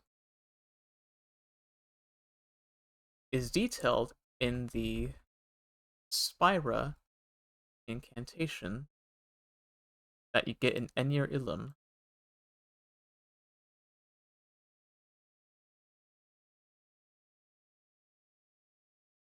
And it says here that the spiral is a normalized crucible current that will one day form a column that stretches to the gods, and definite connection between the Elden Stars incantation and this. They're basically the same thing. Uh, like you can even see like in the the scroll back here that it has the same like intertwining design than just like the single spiral that goes up in like the actual um so you have that. But not only that, where is it?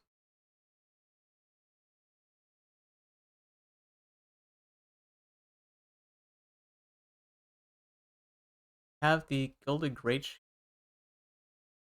which states that the primordial matter of the earth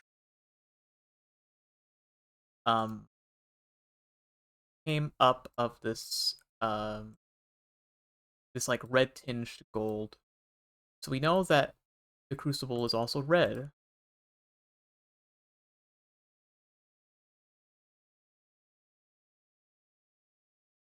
but it's also golden.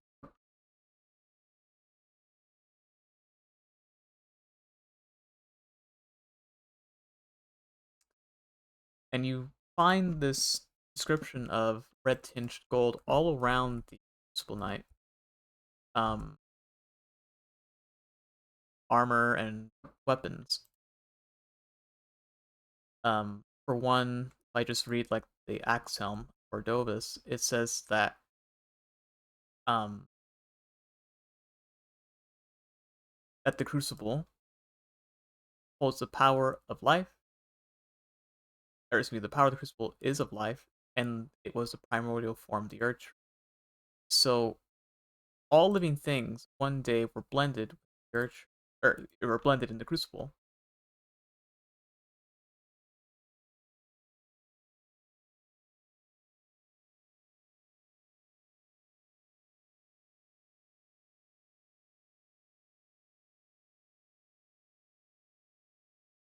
Kind of like in a big cooking pot of like soup.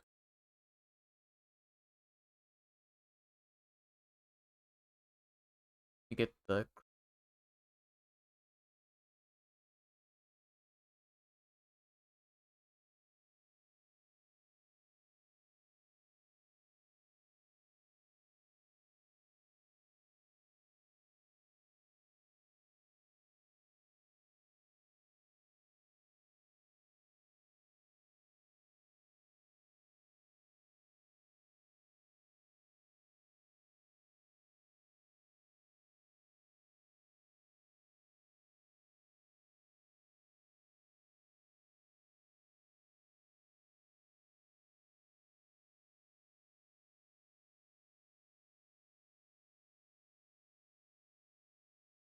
pro streamer.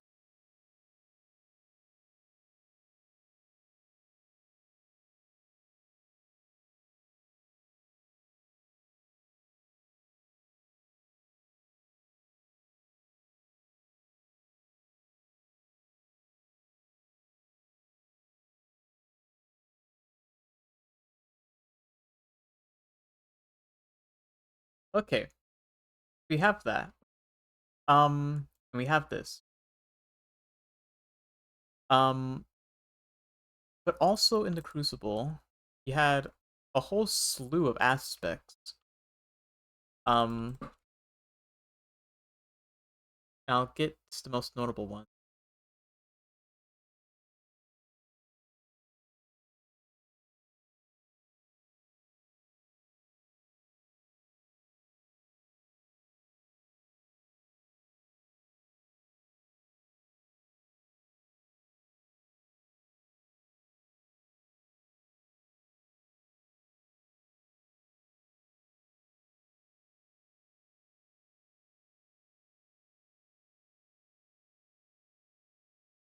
It's actually a picture.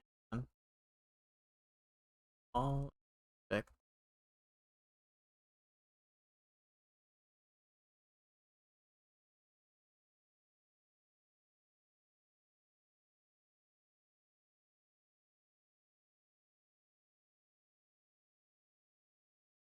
Uh, I'll get the ones. Okay, this is fine. So for one, you had tails, had probably most important for horns,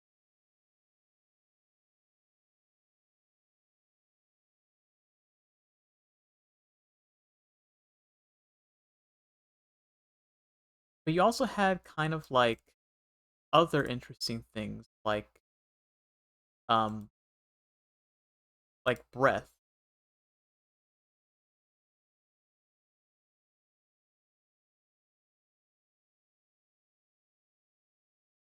and even feathers, but also had where is it? Flower. And I think this is also like most important that it was even the life of plants that inhabited the bodies of. He also had thorns as well.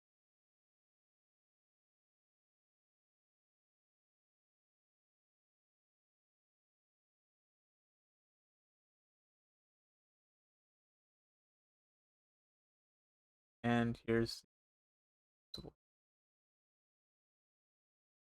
you also had other things too, like knots. Um,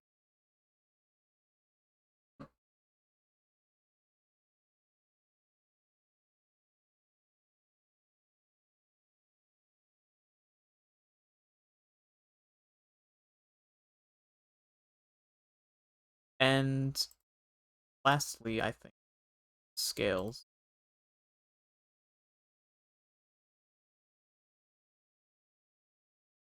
So we had all sorts of different. I'm probably missing a few of them, but you have like all these different um like things here that embody basically all life, and it was all once blended together in the crucible of life, which is where all living things came from: people, dragons, giants, everything.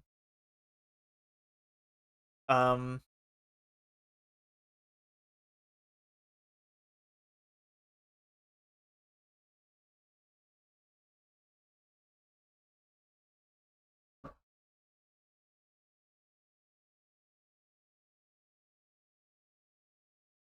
just gonna write it down. So,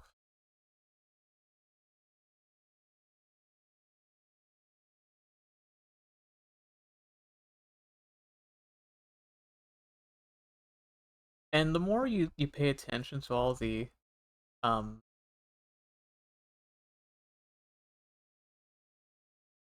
like the different enemies in the game, you start to imagine like what types of things like for one, you could pay attention to like the dragons. They have all sorts of aspects. They have wings. They have even in the drakes they have feathers. They breath. They have horns. Some of them. Um, but in terms of timeline, I'll get back to. But just know that it's part of literally everything. Oh God. Okay.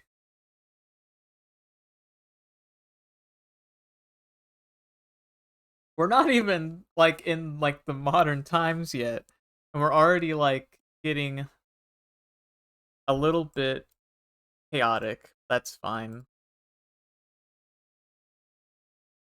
Um, let's talk about the giants, shall we?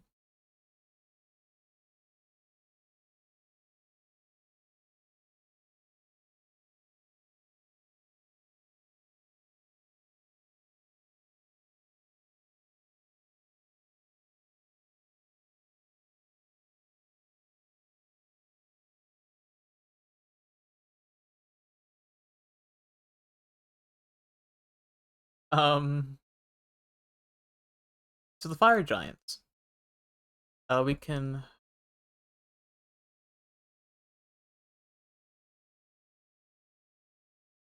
I'll get the picture of one that we're fighting.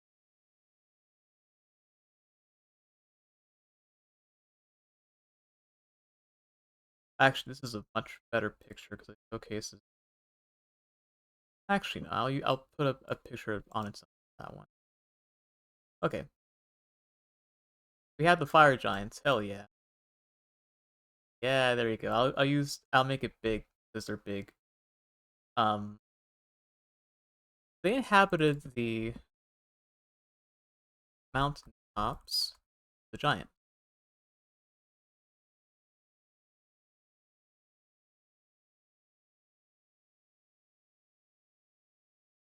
which is just like this icy um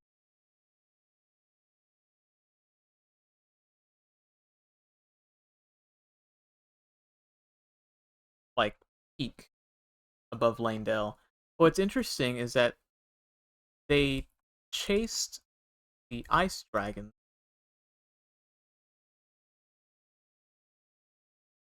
from the peak. And this is explicitly noted within I think it's Ice Dragon Borealis's lore if you take the incantation from him.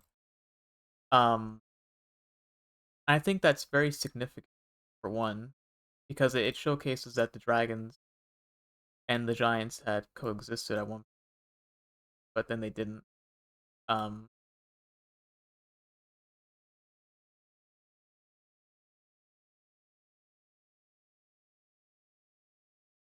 but also that the powers of ice could be breath. So breath is not only fire, it's also ice. It can be it can be a whole bunch of things. Glintstone even.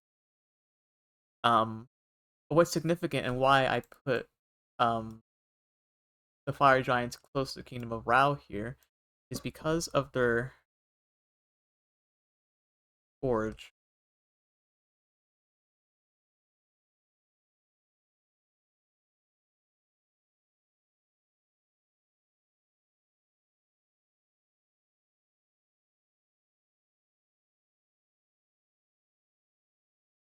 This is an excellent picture of it. So on the forge we have first of all snakes, or if you want to say a dragon head. But also you have the architecture of Rao, which is crazy because I spoke earlier that they had um, close connection to mything, the people of Rao, and I'll get the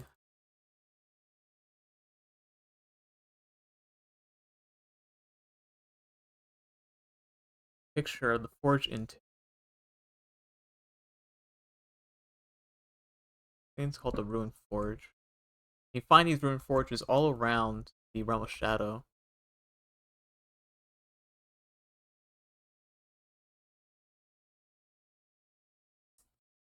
Here we go.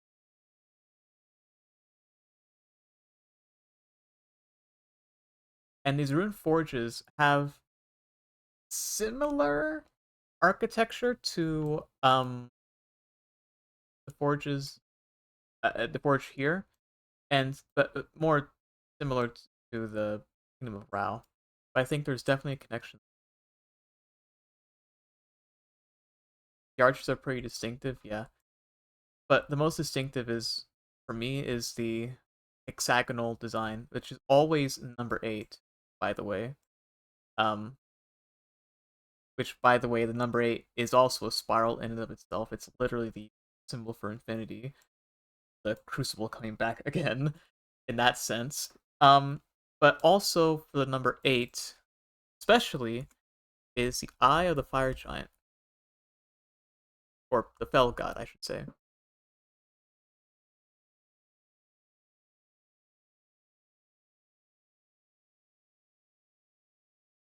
And you find this eye on the fire giant um when you fight him.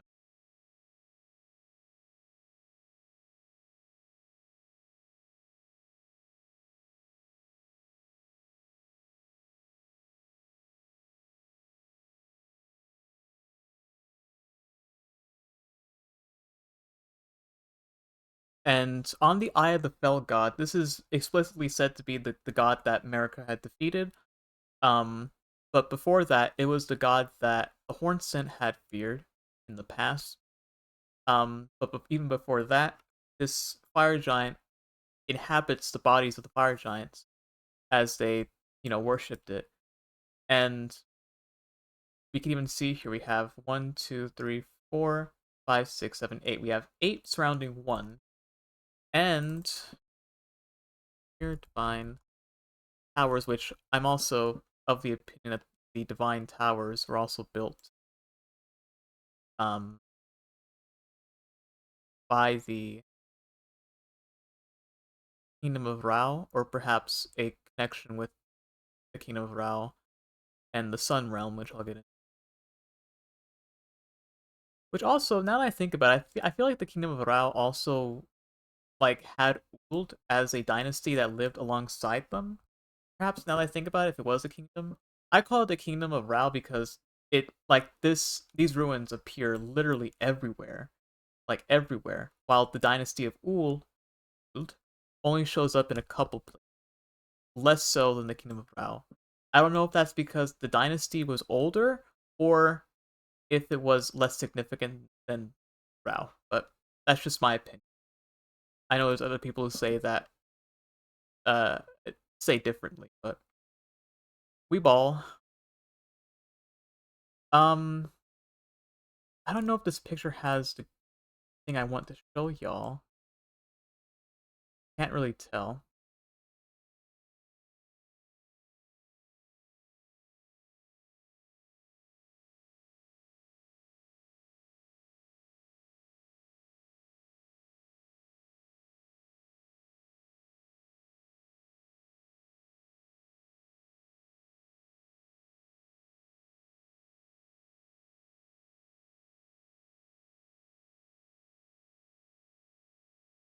8 is also pretty significant in certain mythology.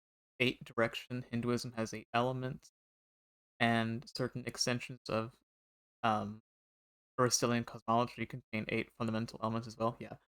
Like it's it's crazy. Um how numbers are like very important to um basically everything, and like when it shows up um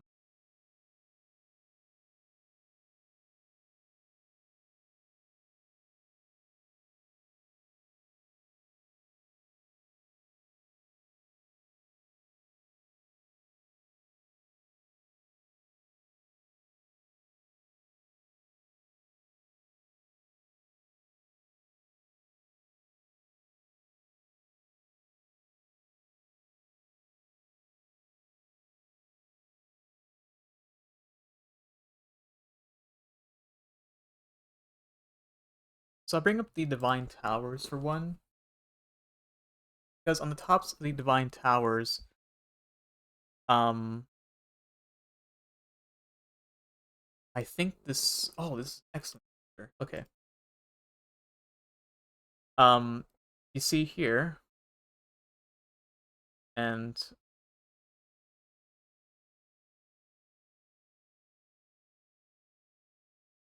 draw a line. You see, the symbol show up here. 1, 2, 3, 4, 5, 6, 7, 8. Around one, just like the Eye of the Fell God. So these two are connected. Um,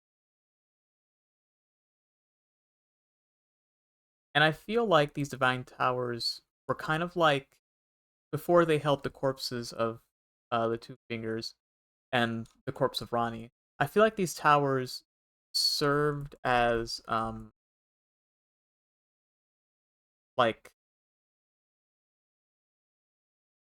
like high points of worship.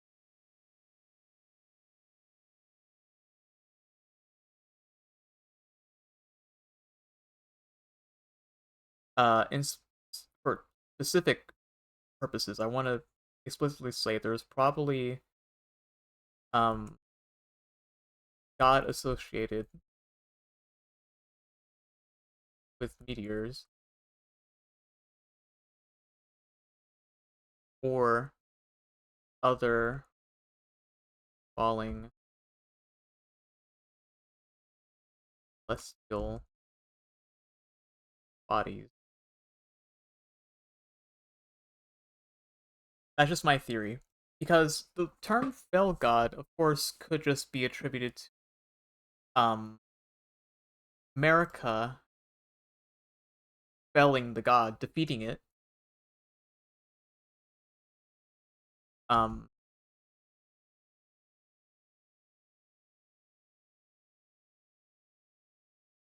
or it could quite literally mean the god that fell from the sky.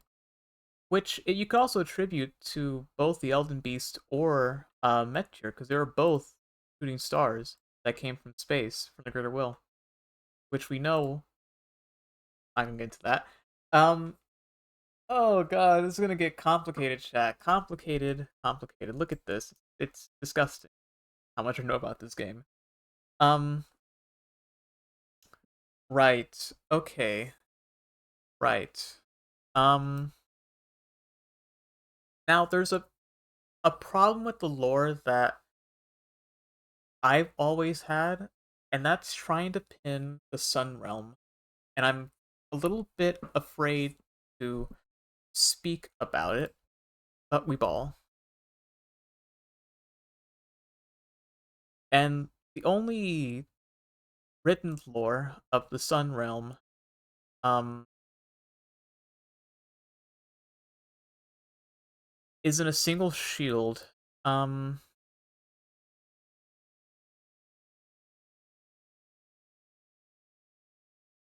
Here we go. It says here, Shield of Honor depicting a city crowned by the sun. It has seen better days. Much like the wear upon the shield, the seat of the sun is long faded away. Now,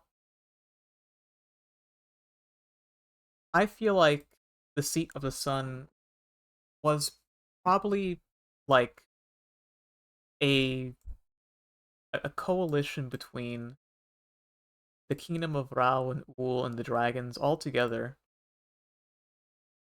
Um, make kind of like a one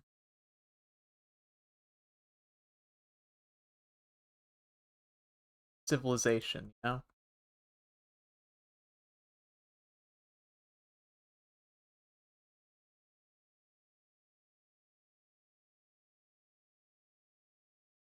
Um, for one, we know about the Sun Realm. Let me, and this is gonna get into some strange territory of pagan mythology.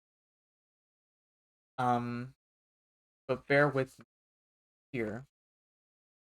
I have been looking at some videos about the Sun Realm, and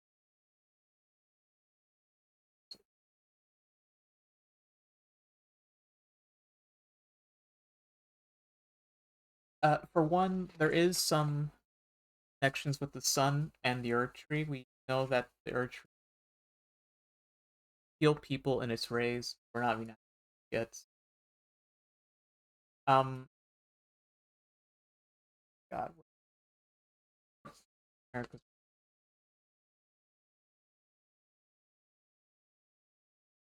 my soul is ready. I don't know if you are. To be honest, that's around. Where are the dragons? Here we go. Ready for the glory of the Earth tree? Well, we're not there yet. It is a long ways before we get there. We're not even we're not even close to that yet. Um.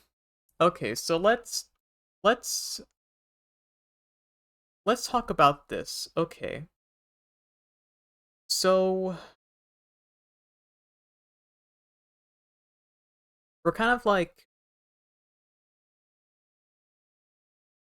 talking about things that happen later, but there's this giant um tower that sits um at the back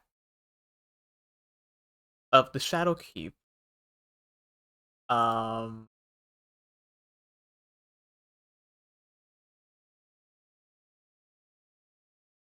I can't find a good picture of it.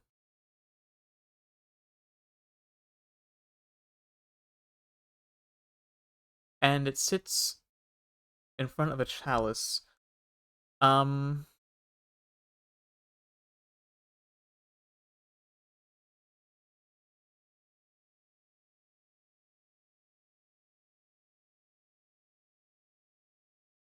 well, I'll take the image here and more poignant uh explicitly say what I'm speaking of. So it's this arched tower back here. Um is there a better picture up there?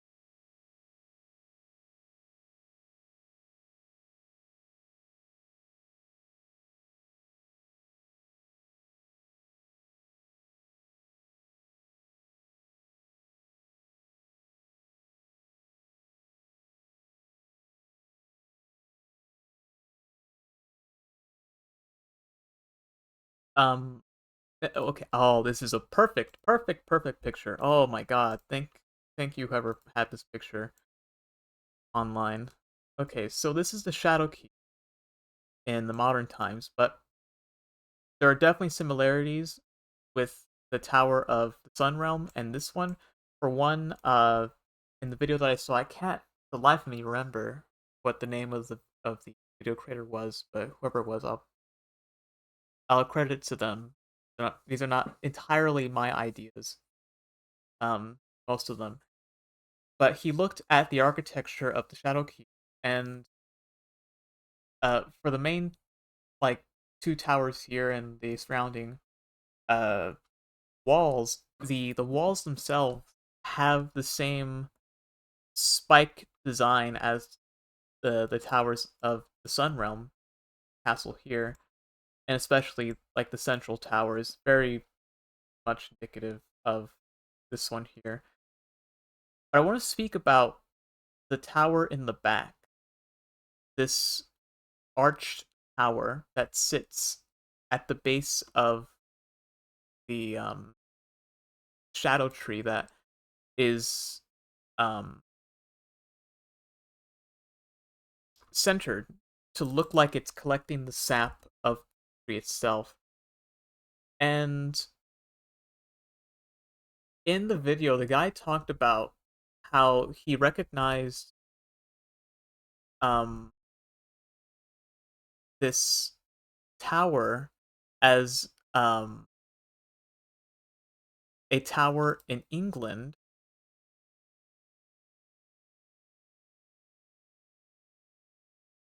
called St. Michael's Tower, and this tower is located at the top of the hill in Glastonbury. Take a picture of Wikipedia.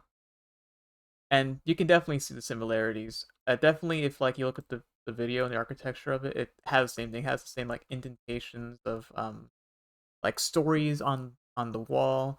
It's very thin, like this tower. Not like this tower, but there's like a definite connection there. Um, and I looked into this. It got me interested. Um, I looked into this tower. Oh, and by the way, the well, I'll get into that. But um, I looked into this tower, and it seems like it held very much so a significant how do I put it? Religious significance for like the pagans of like back then, but also kind of like a little bit later. Um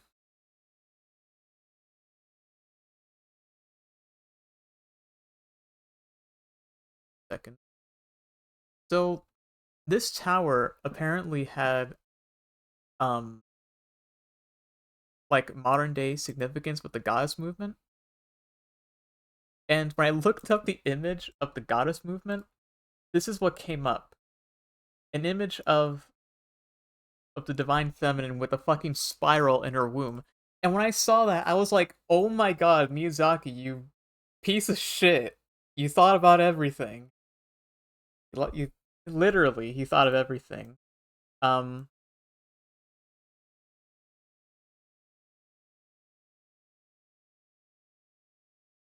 I'll put the name of this tower here.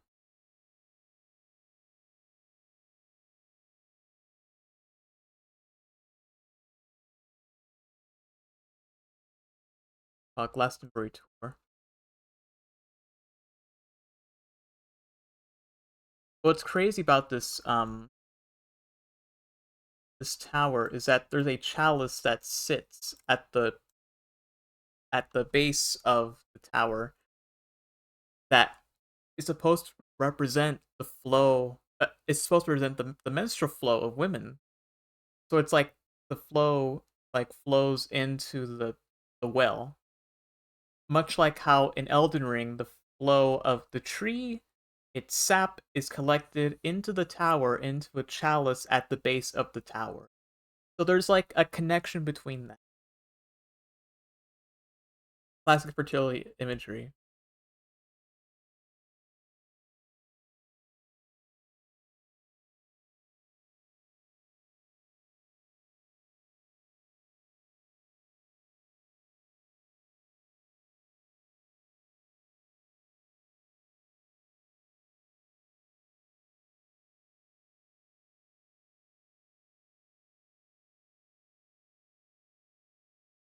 Um, and in the video, the guy had a theory that at one point before the shadow tree was broken and started leaking sap, the tower, at least in real life, the archaeologists say that the tower was once part of a like a an old Christian church, like the steeple of it, or like the front of the church, you know, and that in the way we see it now, the church is now gone, but this tower still stands tall, much like how in Elden Ring, this tower still is here, but it's set apart quite far from the Shadowkeep itself.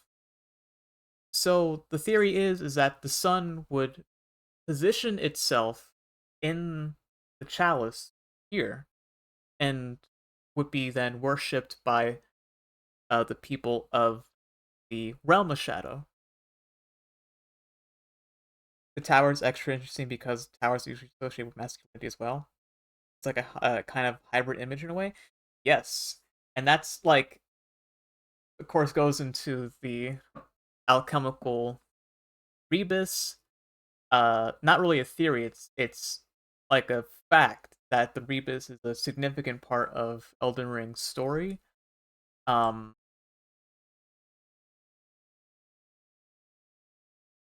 in the sense that it seems like in order to create a god, like a godhead, I mean, you need a god and a lord, and that has to be, it seems, a what do you call it? A mix of both the divine feminine and divine masculine into a perfect organism. Of course, in the DLC, Mikola takes place as a divine feminine. And I think that's more of which an association because he's he's a man, he's a guy, yeah. He was also connected to his other self, Saint Trina, who is a girl, but he's a boy.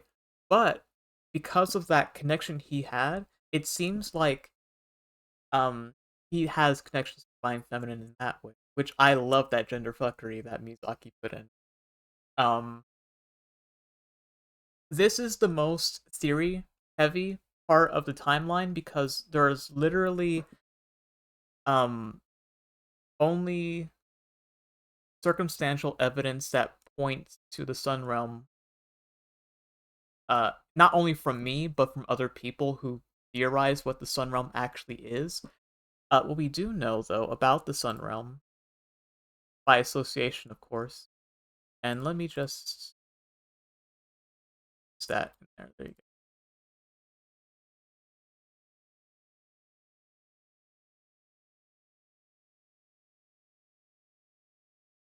And I'll write a note for myself.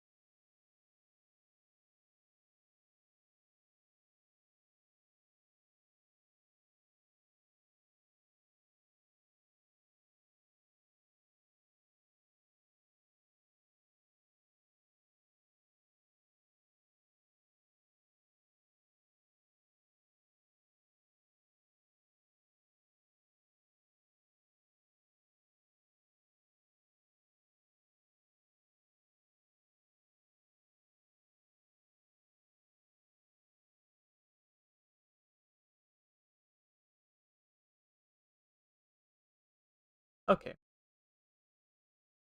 So the only place that we see the sun shield, um, like actually in game where it drops from, is from those live in death, the undead soldiers of humans and both beastmen, which I find interesting. You find these beastmen in Faru Mazula. You also find them in the Realm of Shadow and the humans as well. But most significantly, and even in the video, the guy noticed that the Sun Realm undead warriors that you find are kind of like placed at the base of this tower. Not at the base of it, but like actually quite a ways away at this like footpath that leads into the church district of the tower. Um, at this like hill that kind of like sits like overlooks like an area, and they're placed like deliberately, it seems, and they're the only instances of the Sun Realm humans being shown in the DLC. I don't remember quite if there's a Sun Realm Beastmen warrior anywhere in the DLC. I don't remember, but those ones I remember significantly because that's where I farmed it the most. Uh, in my lore playthrough when I was doing offline work. Um, let me look up. Let's see, Sun Realm Elden Ring, and let me pick up the shield. And let's see, Skeletal Swordsman. Uh, aha, here we go. So here's the first one. Here's the human variant. He's not showing the shield here, but I guarantee he is holding the shield because it's the only one that has it. Um,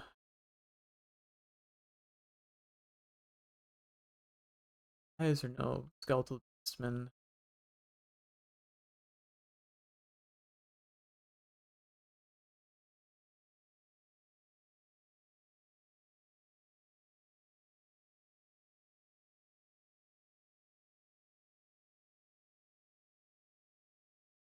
Here we go.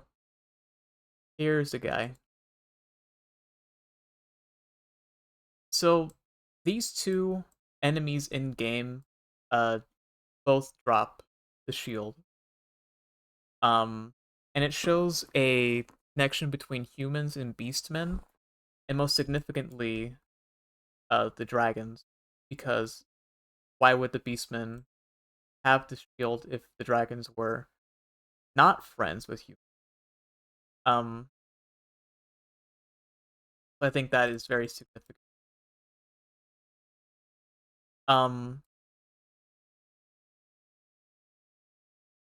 yeah.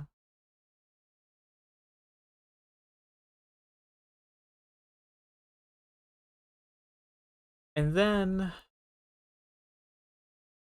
in Farumazula, you have a different depiction of the Elden Ring. Um,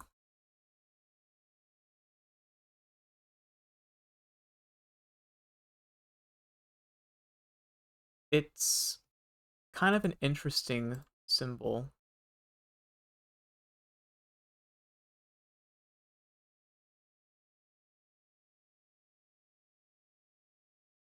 So you see it in this image here from far away, but in this you see it more closely.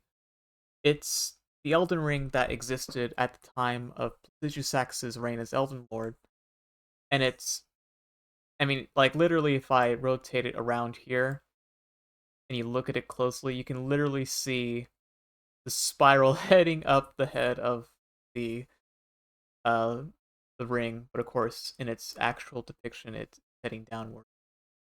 Um, and it's more chaotic. It's root-like. It's spread out, which is emblematic of the Crucible at the time, because um, of course, the Crucible. Um, I mean, it was like all life being blended together. It was not a orderly time. It took a god instill an order for this ring to coalesce into something to what we know of. And let me Elden Rings.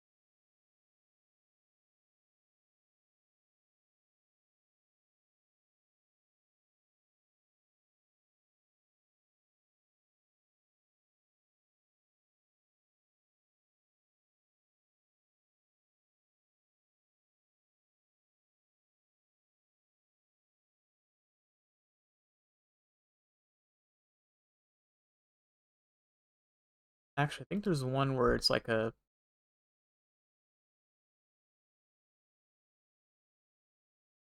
yeah, here we go.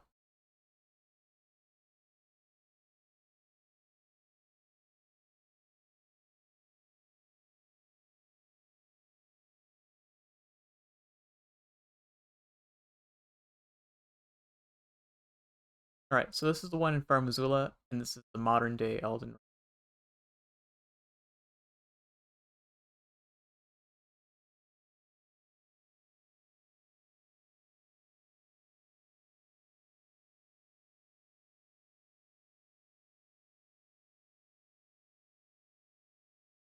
Um, you can still see the spiral in the modern day one, but definitely in the older one. You can see it.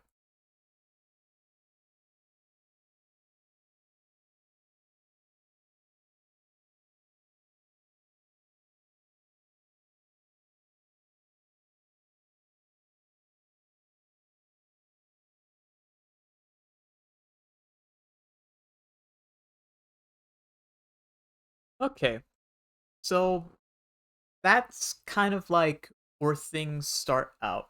Um, I'm gonna take a few minutes uh to de-stress. So I'll see y'all in in like 5 minutes.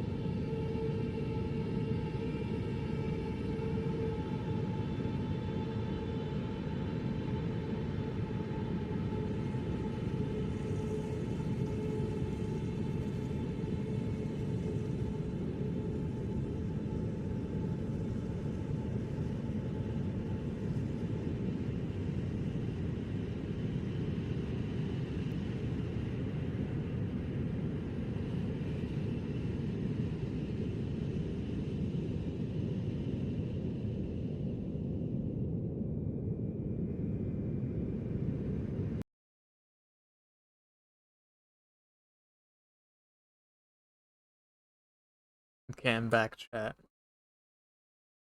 Let me find some new music.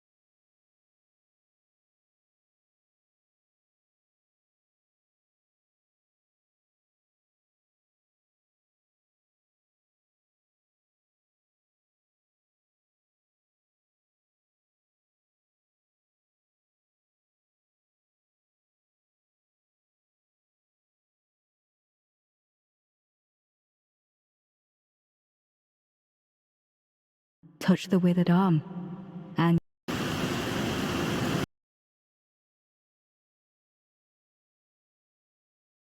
Guys, you already know what it is. It's great. I hate ads.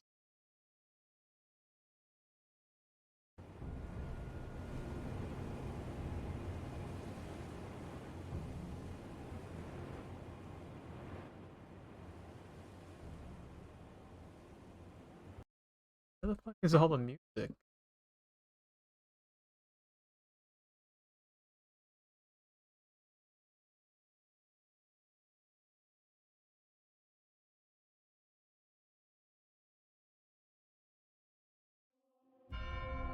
Here we go.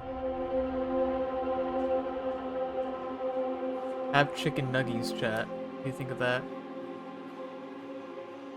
I'll eat them later, though.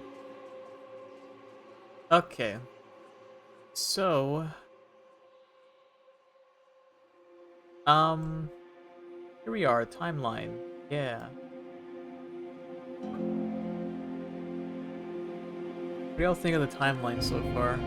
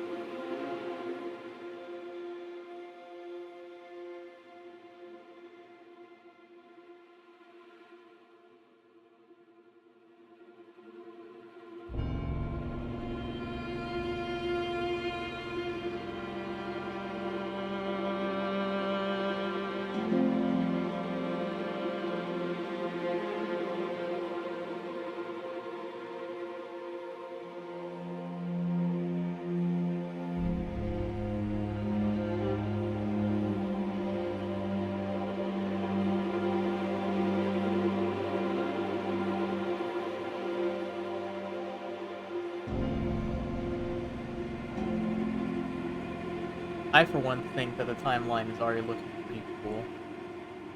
It feels official, that's all I'm saying. Okay, let's go back to the primal current so I can finish this, because it's been nagging my brain ever since I started out on it.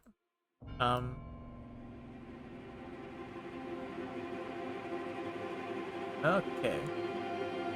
So, the primal current. We already have one interpretation of it. That's the nameless ancient astrologer, I'm calling.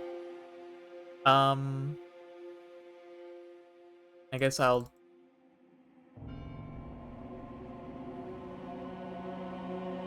get, like...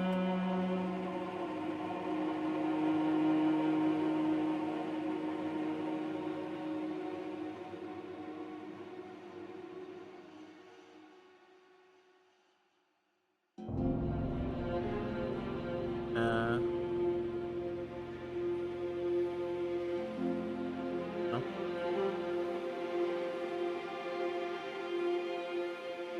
The astrology set from the games. It's like, first you the astrologer set, you get like a magical staff and whatnot.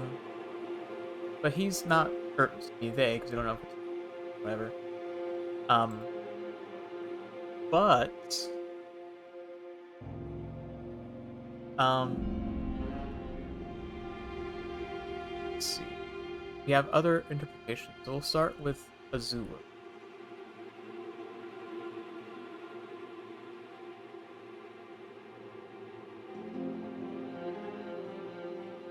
Here's Azula.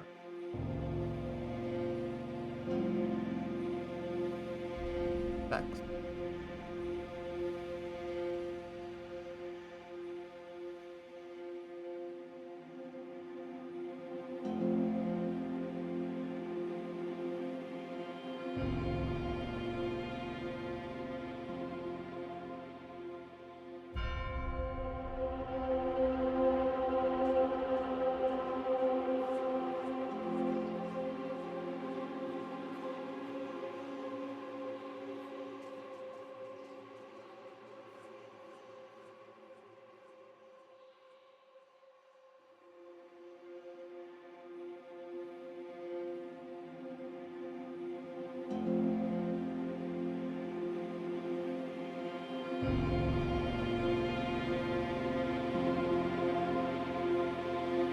we have Primal Sorcerer Azur. After the ancient astrologer had discovered the primeval current, and by the way, Sorcerer Azur and Lusat, whom I'm going to be talking about, come in later, but I'm just having them here, to show up so I can explain what the PC is. And we figure this out from the um, spell that Azure gives us. It's called Comet Azure. Here it is here. And the way it's described is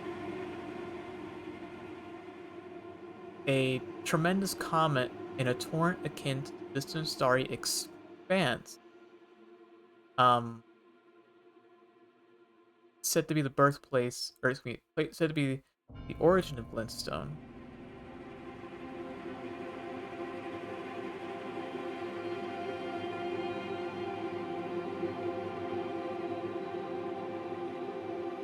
First quote. So Glintstone comes from this place here. And it goes on to state, when Azure glimpsed into the primeval current, he saw darkness, who was left both bewitched and fearful of the abyss. Now keep that word abyss in mind, because it's going to come up later when we talk about the ritual of light and dark that took place in the ancient ruins of Rao.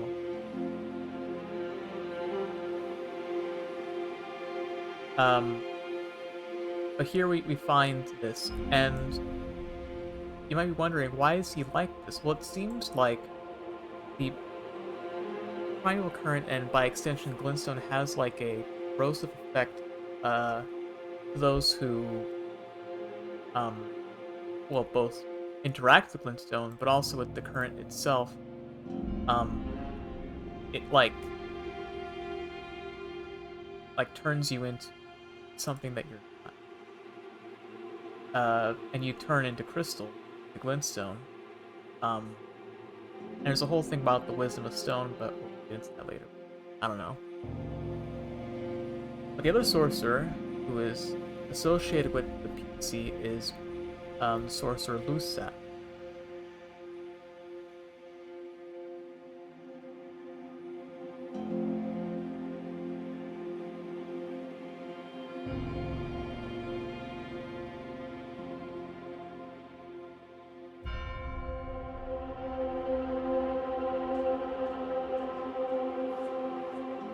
And he also came after uh, Raya Lucaria was established, I'm assuming. Um, so Lusat gives you the spell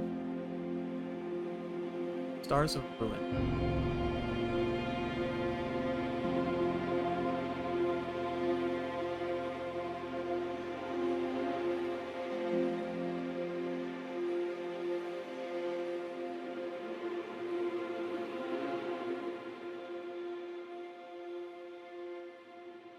Oh, I should actually.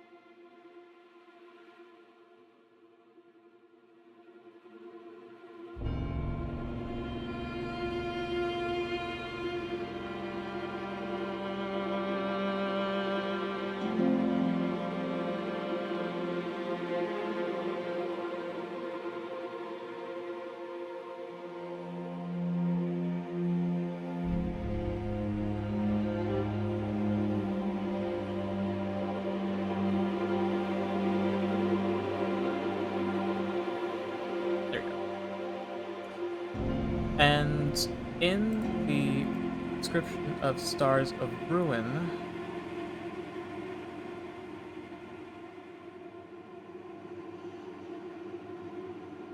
well, um, it describes 12 dark shooting stars that pursue the target. So already we have a couple things. For one, we learned that the stars are pursuing target. It's almost like they're alive. That's one. Um, and then it goes on to state, when Lusat glimpsed into the primal current, he beheld the final moments of a great star cluster, and upon seeing it, he too was broken.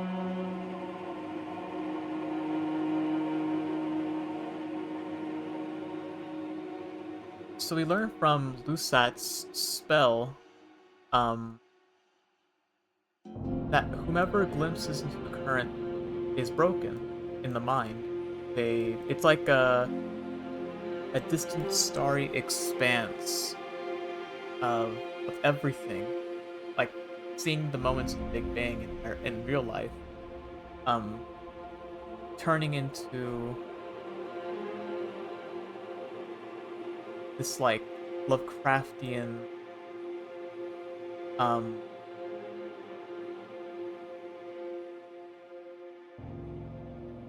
like thing. Well, I shall skip Lucet.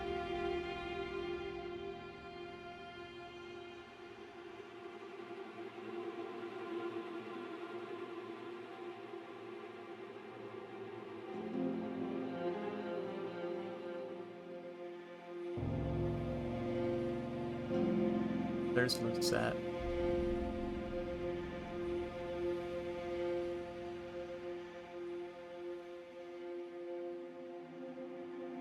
And he too is also corroded. His brain actually has been replaced, much like Azor, but instead of a rough crystal, it's a smooth ball, um, which looks like a thing that we'll get into. But the main point is that these spells indicate that the current um, itself is, in fact, like this ever expanding abyss that seemingly has like a life of its own. Um, and really, what I wanted to get into is that it's an abyss, and it goes into a ritual of light and dark of Rao seems to have a significant part of.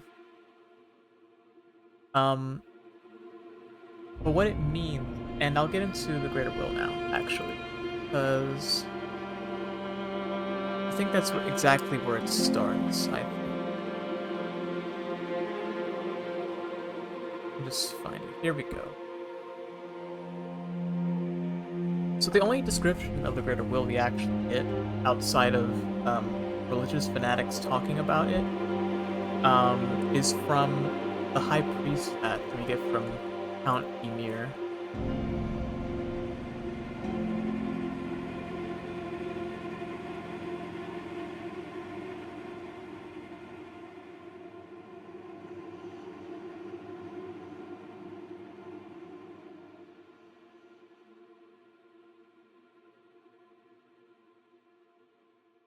I should also put a note for the greater will.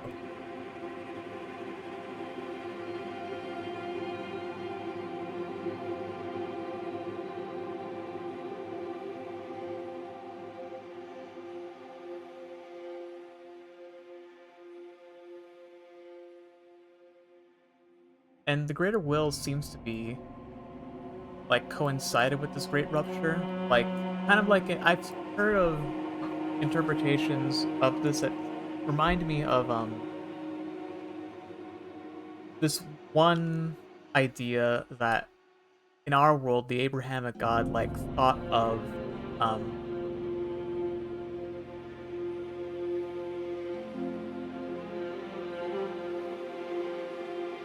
like itself, and then like after that, like that's when, you know, like the Big Bang happened or life came into being. I didn't want to do this.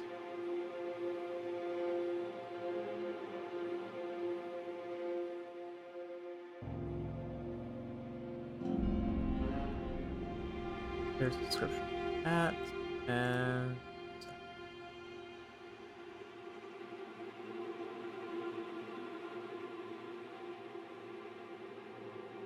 so it states that the circular design at the top represents greater will and its lightless abyss.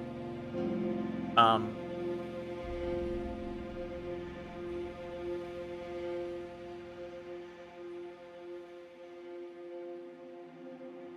and it's imparts intelligence and arcane. So the greater will, I mean, this is the only description of it, but I think what it means is like more pointedly is that it's the greater will is non-existent in and of itself, but like it's of everything at the same time. And I think like when it broke apart into fractures, um, oh here, this is by Count Mir. This is by Ayada Fingermaid.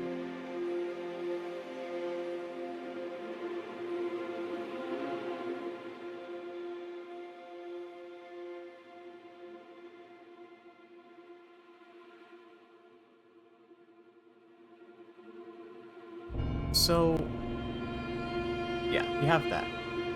But the more important bit of this is the lightless abyss, I think.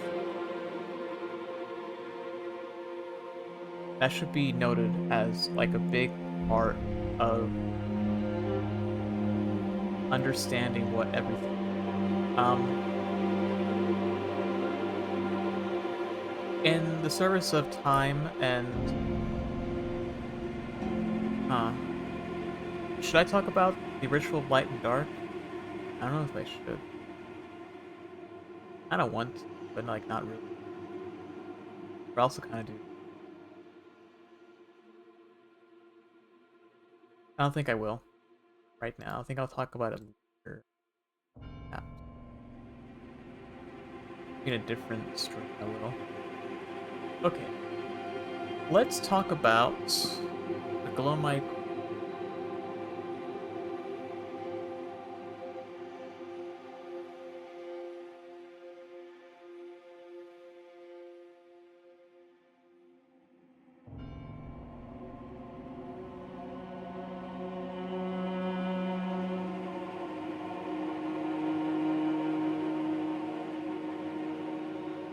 Let's see. Where did I put it?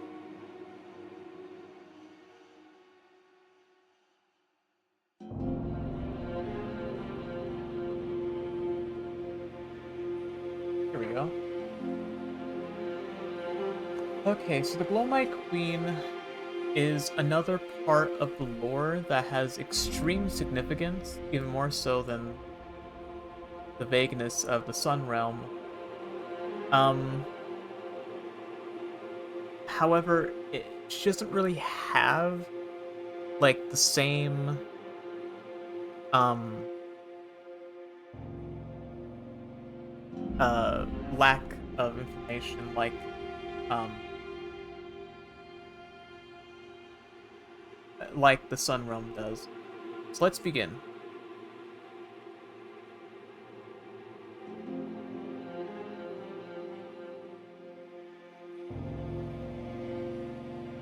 We'll start with the God Slayer's Greatsword.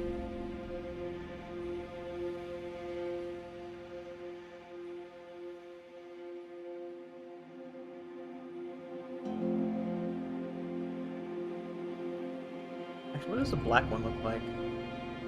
Well, that's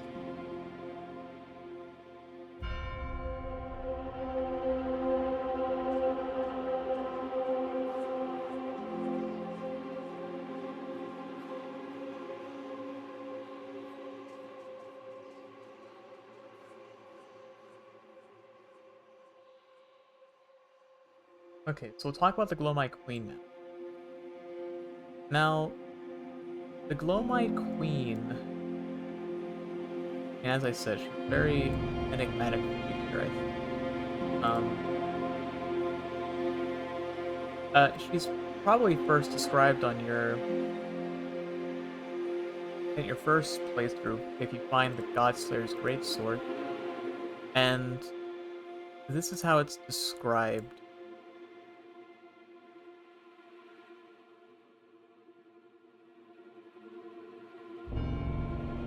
The sacred sword of the Glowmite Queen, who controlled the Godskin apostles before her defeat at the hands of Malekith. The black flames wielded by the apostles are channeled from the sword. Um, as you can see, of course, the spiral is associated here as well in the flame of the sword.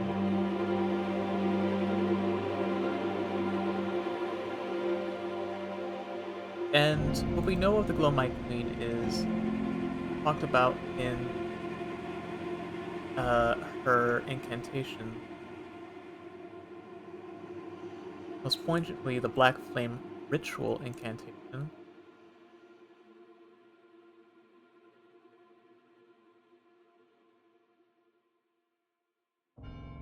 which states,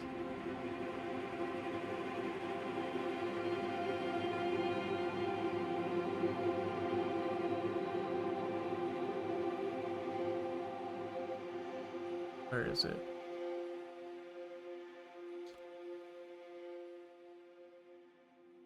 Yep. And it states, oops,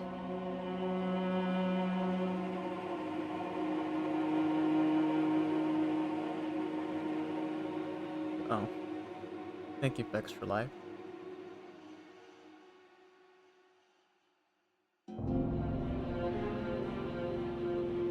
Why does life fade me? I'll just type it out.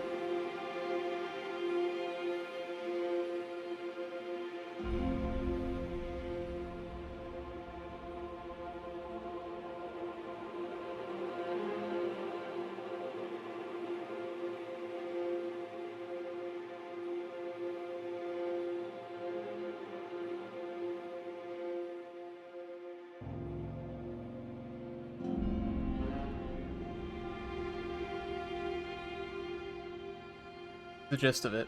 He was an Empyrean. If you don't know, Empyreans are beings that are chosen by the Two Fingers to be candidates to inherit godhood. And why that's significant for her, especially, um,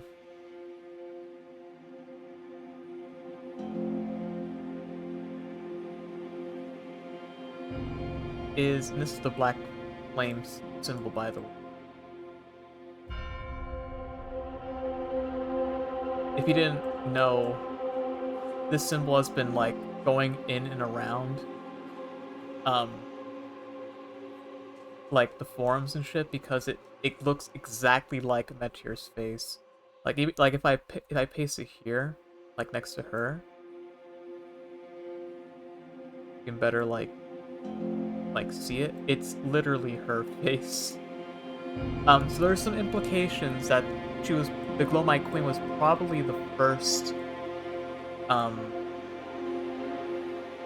like being to inherit godhood, chosen by the Fingers, probably at the same time as Plagiasax. Maybe she was the god. I'm not very sure about that. Um, but the connections there are significant, I think. Um,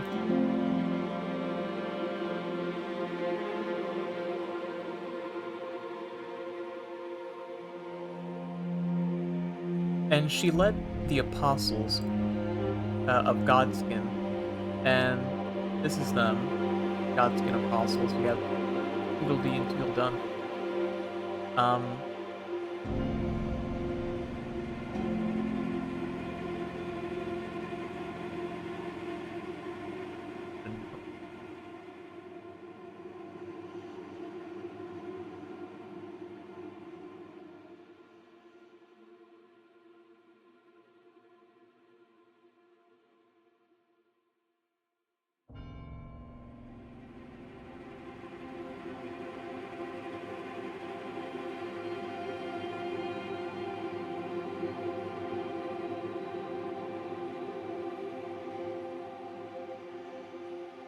And you might be asking, why are they called God skin?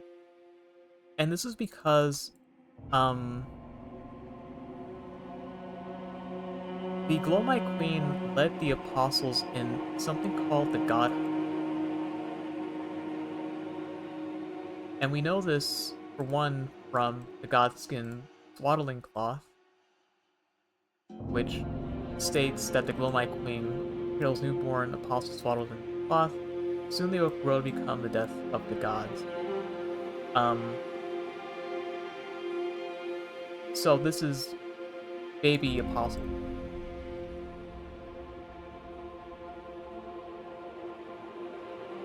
Um, and there is a explicit mention of a god hunt. I think it's in the armor of one.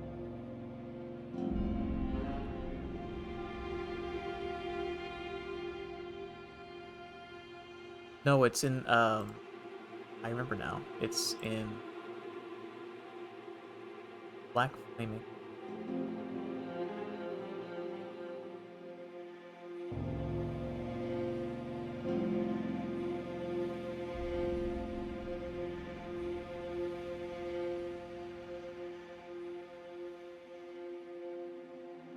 Ooh, called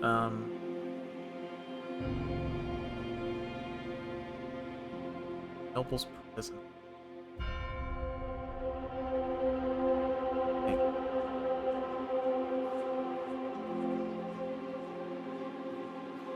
Okay, here we go.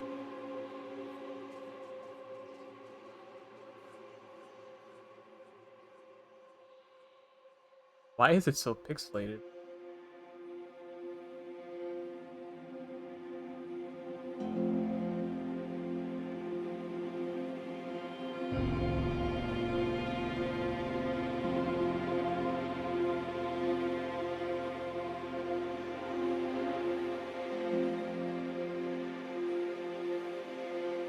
Bruh.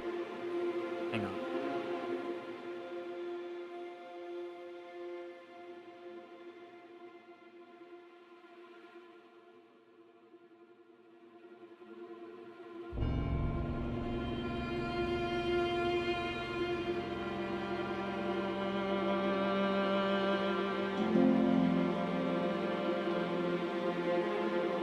Okay, so the Noble Presence incantation says that it was once a sign of the god's wrath.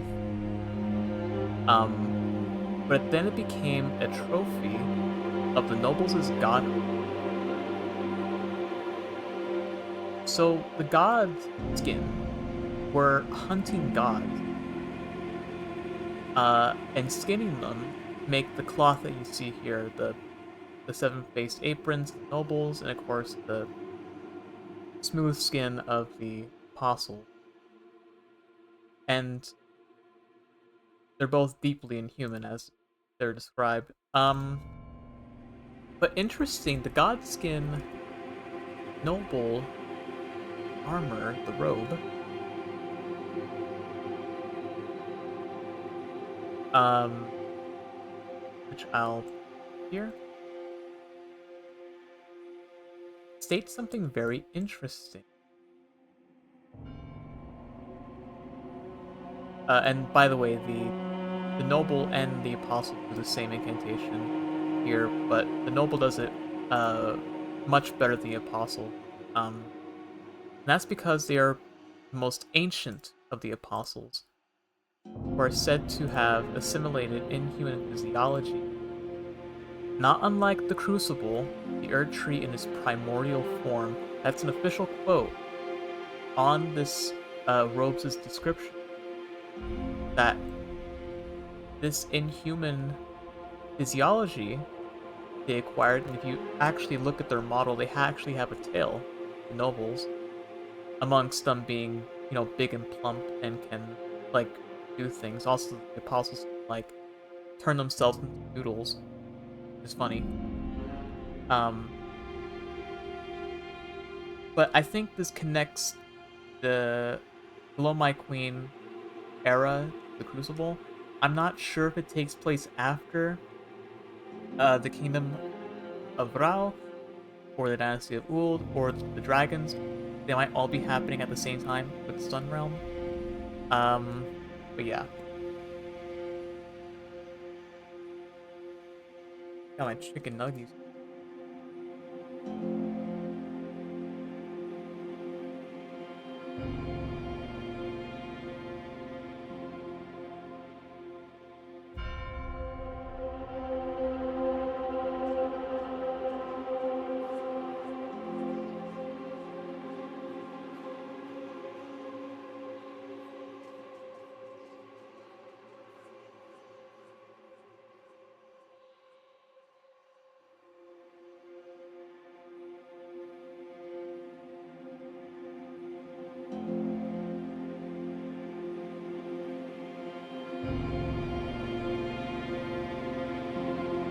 So yeah, that's to glow my queen. Um,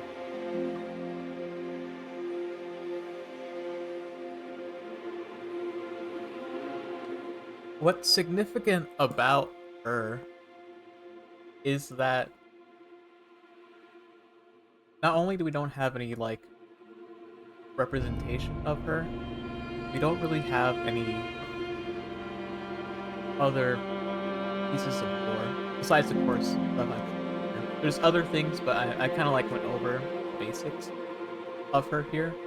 Hmm. Um, the important thing is that she hunted gods and that she was defeated by Malekith, and that she's associated with uh the Crucible and the Fingers.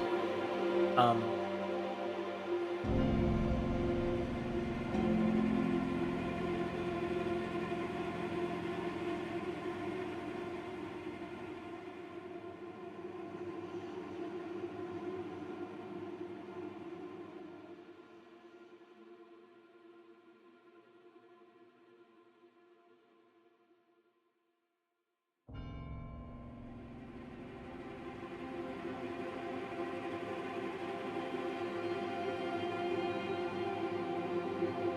2 fingers moment. Um, but yeah, so that's that. Um, so after her, we get into a period that I am a little bit wary of talking about because I'm not exactly confident on when it happened. Um,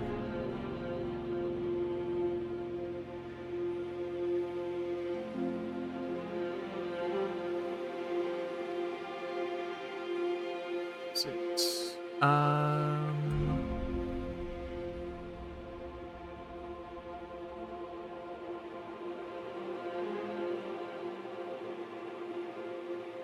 Okay. So I'm guessing here is a good time as ever to talk about Eternal Cities. Now, putting it this early in the timeline is a little bit bold of me, a little bit, but I think it's important to talk about it now because I have no idea when they show up, but I know they do show up pretty early. They have connections to the Dynasty and Rao.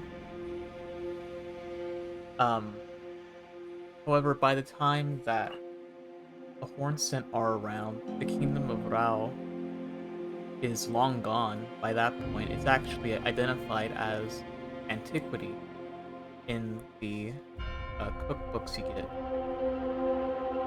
We changed the music.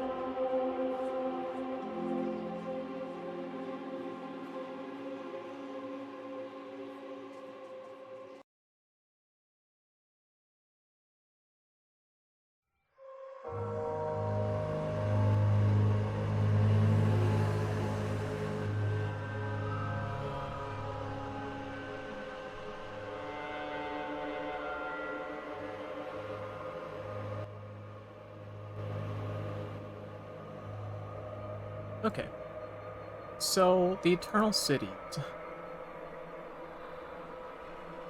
The Eternal Cities are again, I told you they're interesting because you can't really place the timeline around them. We do know is that they built their civilization around the ruins of Ul. They styled their architecture, especially the aqueducts, after the aqueducts of Rao, and Ul. But the interesting part is that they don't really have like any historical significance outside of themselves.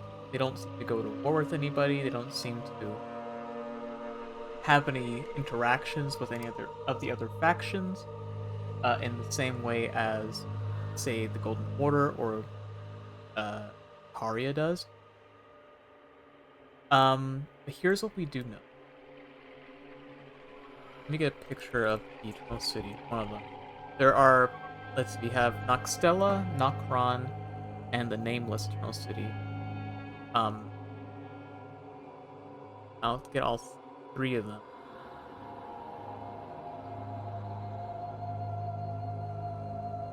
So the first one here,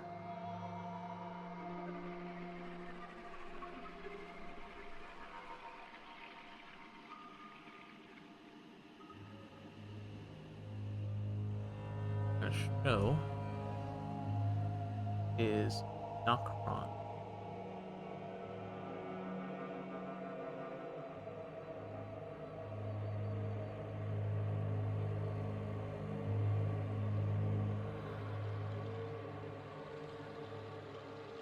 So this is one of the one of the plazas in Nokron. Um, the Finger Slayer blade is kind of like back there. I'll show that in a minute. But the aqueduct back here is actually the whatchamacallit, the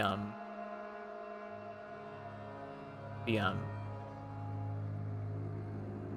aqueduct of,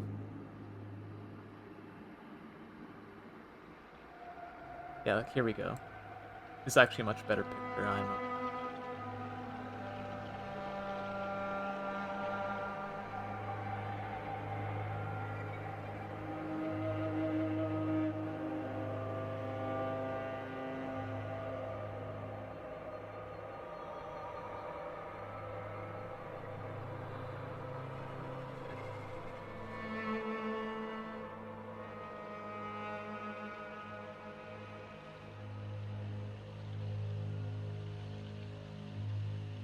I'll also get into why um there is a nameless eternal city.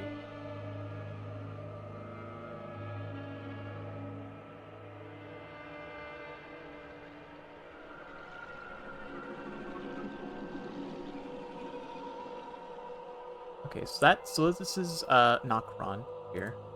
You see the in the back here we have the aqueduct Uld and the tower, and of course the Mogwin dynasty is back here, which is also part of the old dynasty. And then up here we have the city of Nokron. Of course, where the player is standing when they took this picture is also in the city of Nokron. The other city, going in order, is Stella, which is labeled as Nokron's twin.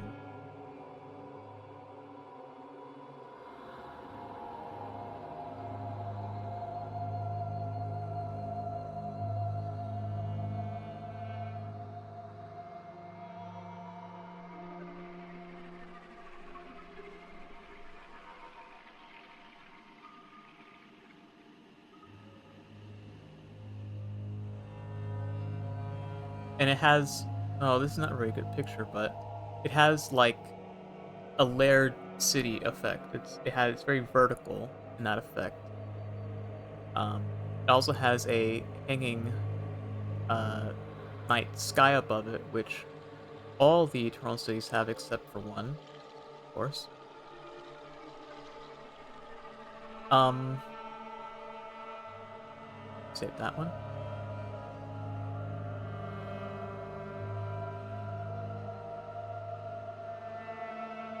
this is also part of uh Noxtella. I should also get the one.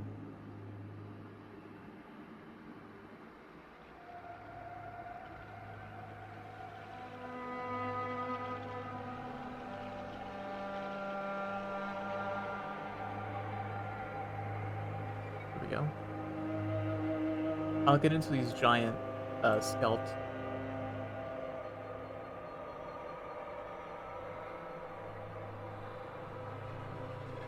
Actually, I'll couple them over here. If I can get to them. And the last one is the Nameless Eternal City.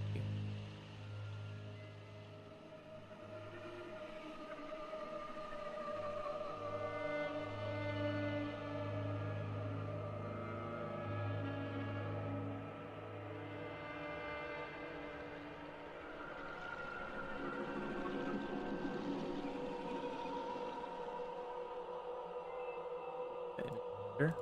Um,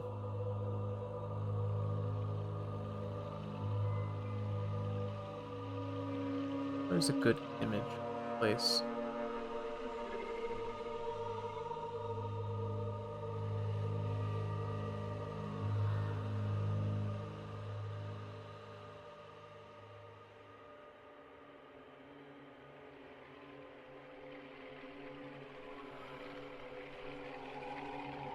It's good. Okay. So this is the Nameless Eternal City here. Um, that's the three cities in order: Nokron, Noxtella, and the Name. Now, the um, Eternal City are inhabited by a what do you call it? A clan of people called the Nox.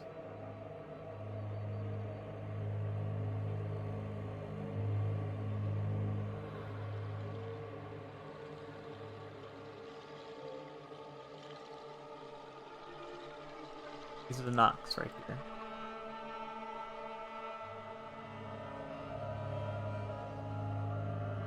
They come in both the monk and sorceress varieties, but also the twin maiden variety.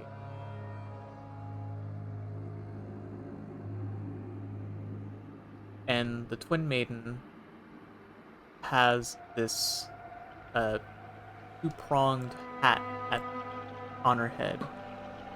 Um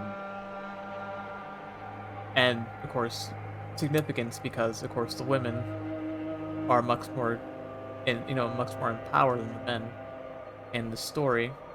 But also I want to take attention to uh the crown of the sorceress, which has a striking similarity to um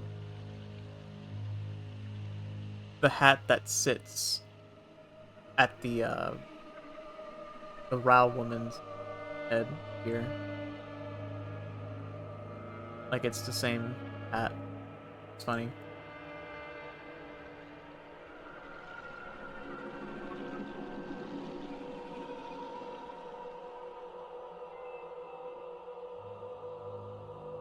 We have that.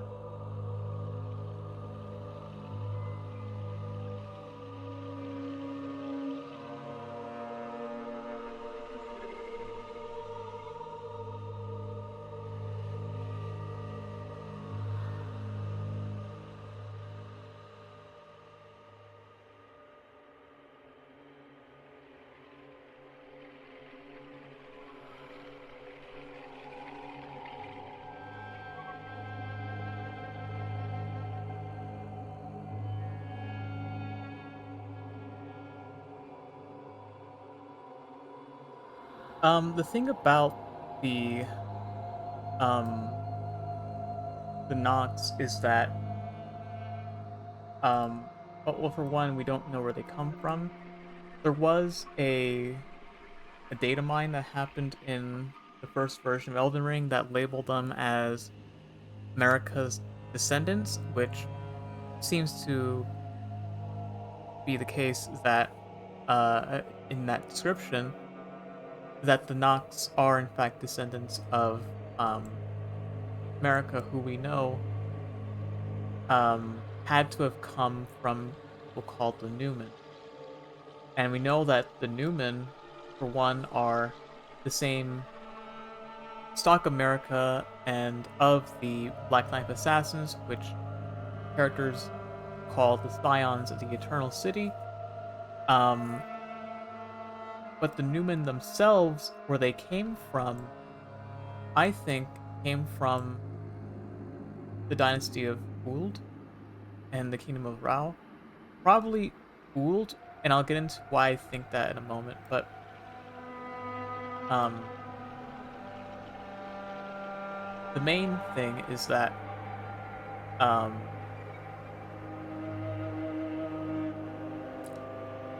is that they're like now established as like a big thing, and they actually had a city above ground, and that was the Nameless One. That's the theory that's been heralded. So, right, I'll get into them more in a bit here, but I want to exemplify why I think the dynasty and the Eternal City are connected. For one, the Eternal City builds its architecture around uh dynasty, not only in Nokron but also in other places as well. They imitate their architecture, and imitation is a big part of their culture too. Um, but what happened to the dynasty of Uld? Well, a lot of people in Elden Ring, while playing it,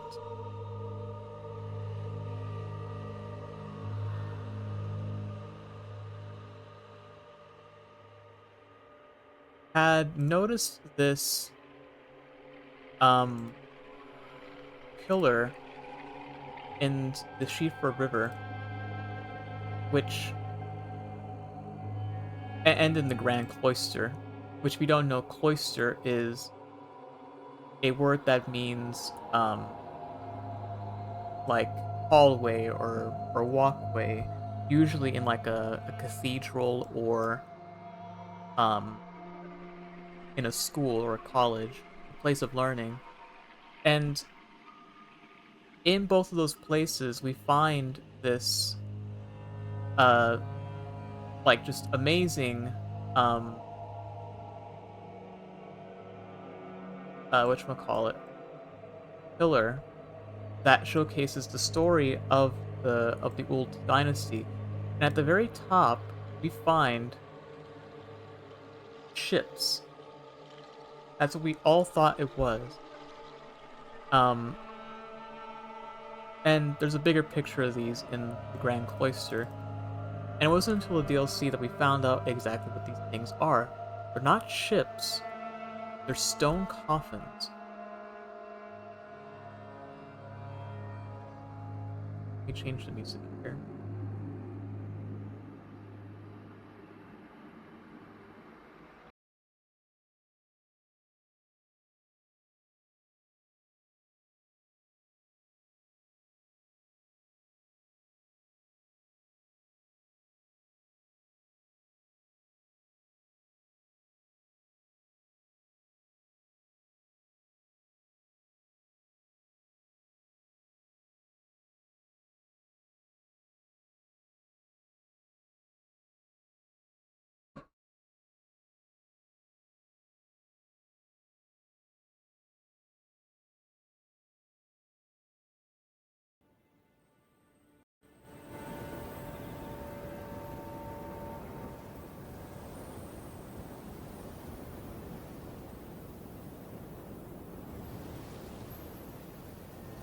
Bruh, hang on. I can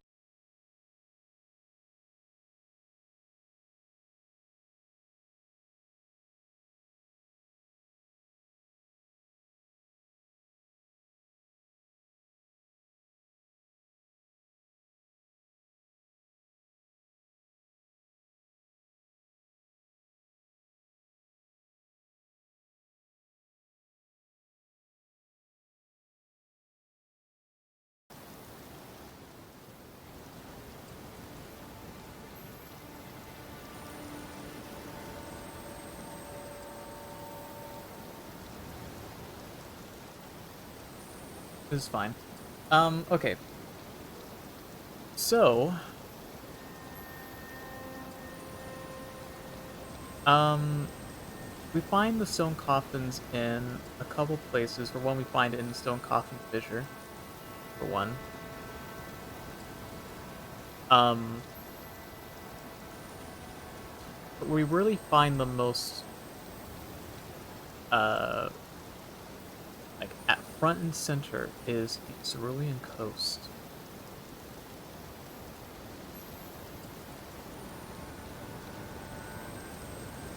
And it seems to be that, um, let me see here, we have the coffin here, and we have the coffin here, it's the same shape, with a bull at the front of it.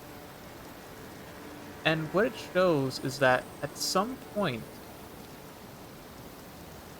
um, what was it? Civil, I can't spell. Okay.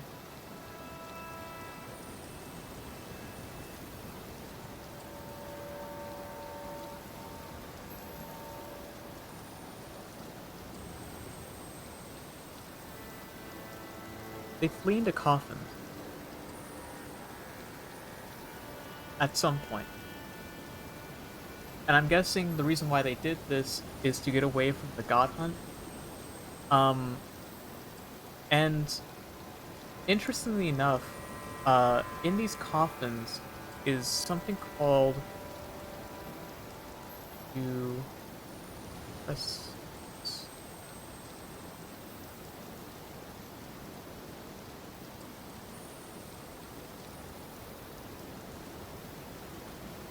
It's this stuff, crescent.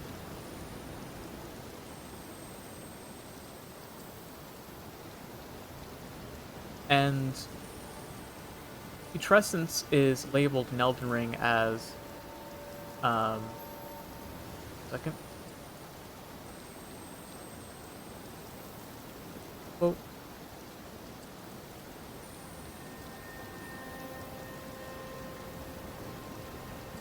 it's labeled as bruise colored and that it oozes from the stone coffins, congealed into a large viscous lump. Um and it's what remains of the impure lives kept within stone coffins. And you might be asking, why were they deemed impure? Um my guess is that it has to do with the leading uh civ at the time that didn't really take too kindly to um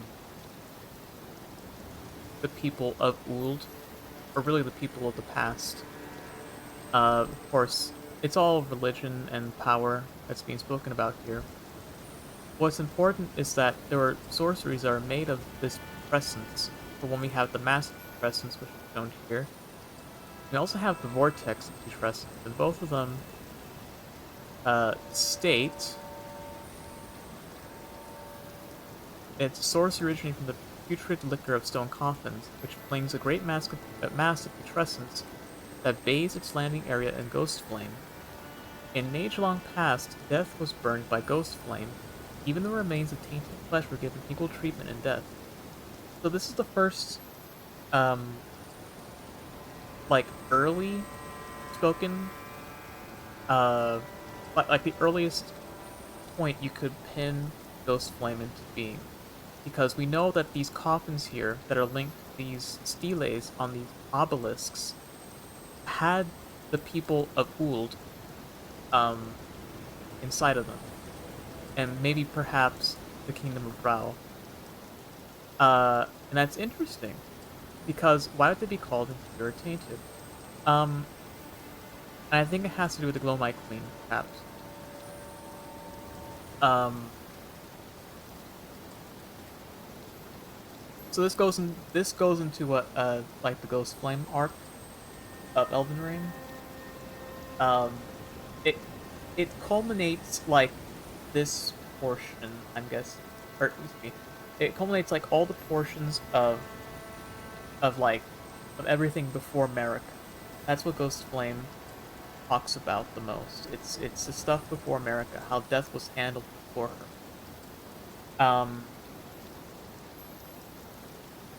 And they used to burn bones in the Ghost Flame, but they also burned, as we found out here, Crescent, which comes from your lives of belief. That's that. And the descendants of them are the Nox, as stated by America, being of the same stock as the people who fled here, as labeled by not only the old version of Elden Ring, but by the Black Knight assassins who are scions of the Eternal City, who are also rumored to be Newman, like America. So there you go. Um,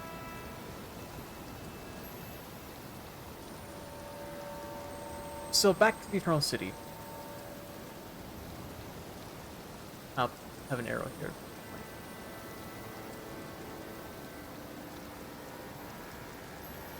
So the Eternal City had a interesting culture. They veiled the eyes, they embraced the abyss, and they were waiting for their Lord of Night.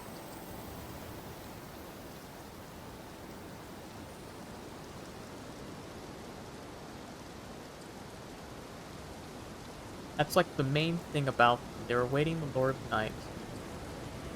Um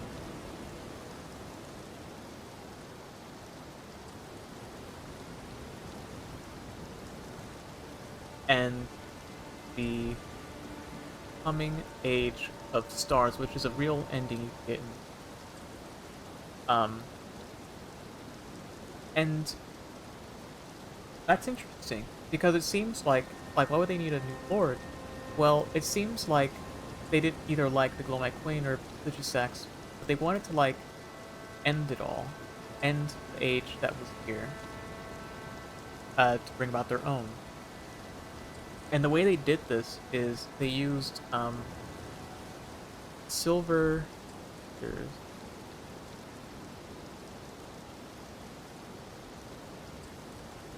And silver tears, picture of them here.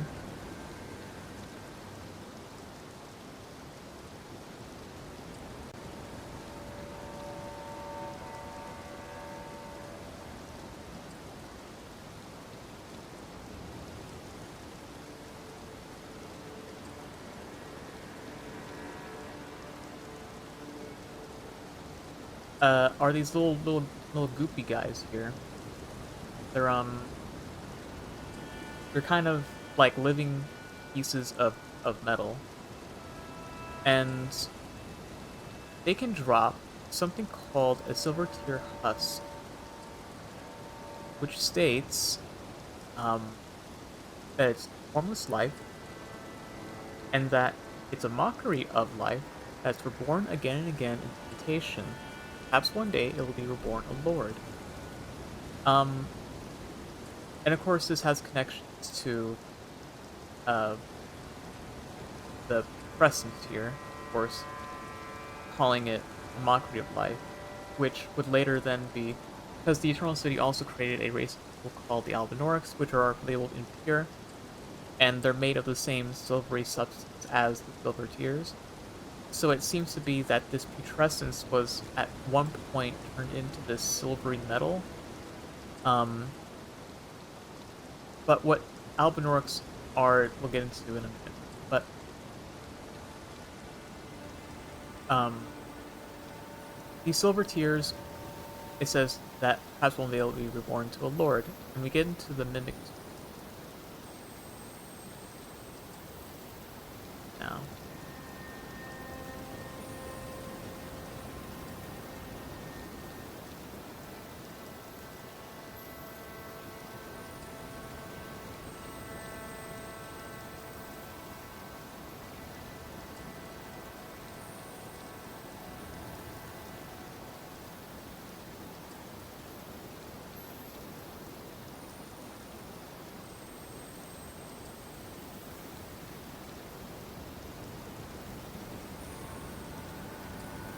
and it states that mimic tears are the result of an attempt by the Eternal City to forge a lord. So they did indeed try to forge a lord, but probably because its mimicry couldn't extend to the summoner's will, um, that project had failed, um, which is upsetting, I guess.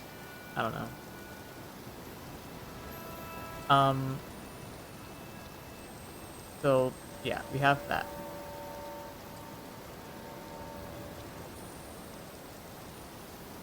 Um,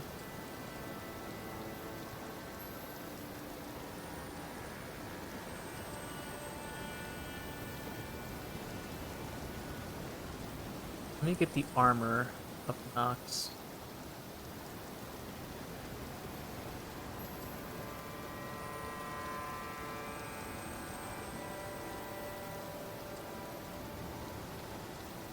Actually, let me get the knight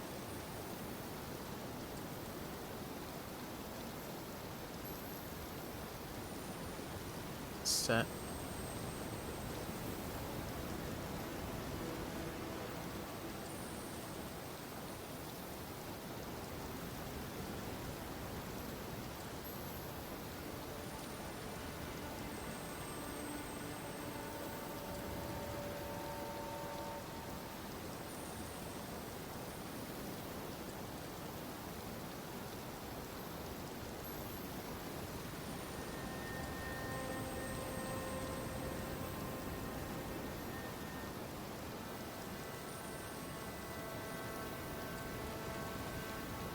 So this is the Twin Maiden helm, and it states here that, um, like not only were they the highest clerical rank amongst their people, but that long ago the Nox invoked the ire of the Greater Will and were banished deep underground.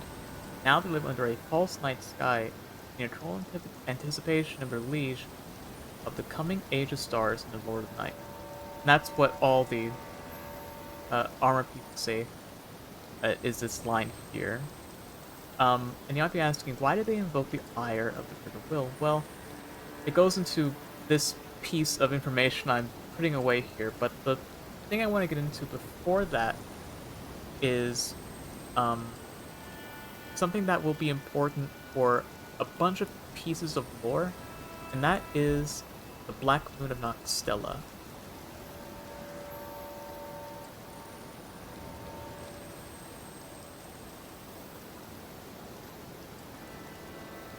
Now, the Black Moon of Noxtella appears in um, two items. If I put this, I'll put it.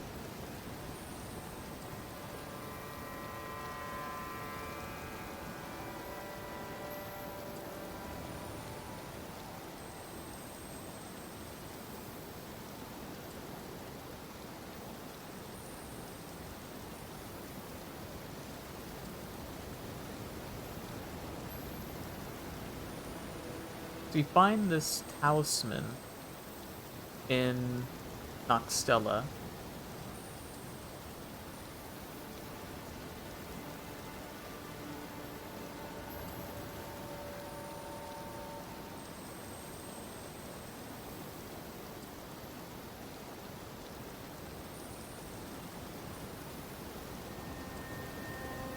and let's see, Stone Elden.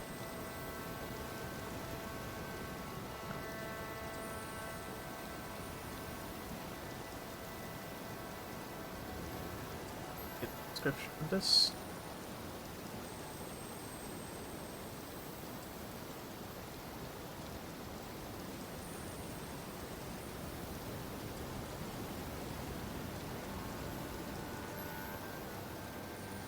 So the memory stones are the fragments of um, this black moon that was said to once hang above the Eternal City. But what the Black Moon was, it was a moon that was the guide of countless stars. We know that moons in Elden Ring are very important. For one, uh, the moon that Renala had met has bewitched the academy. That's how she became headmistress. Um, and Ronnie's moon, for one, leads the Age of the Stars. Not sure if it's the same Black Moon, probably not. Actually, 100% not, because it's a fragment of the that was destroyed. Um, and the twin moons of Rolana, who is the sister of Renala, um, and those two moons are nestled one against another. I don't really know the significance of them, but there we go. In any case, um, this moon here has a lot of um, mystery behind it. Um, for one, I'm not exactly sure what it means in the lore sense, in like the concrete lore, but I've heard a theory, and this theory I've heard is that this black moon of Noxtella was used to eclipse the sun at some point, which is probably around the time when Castle Sol was founded.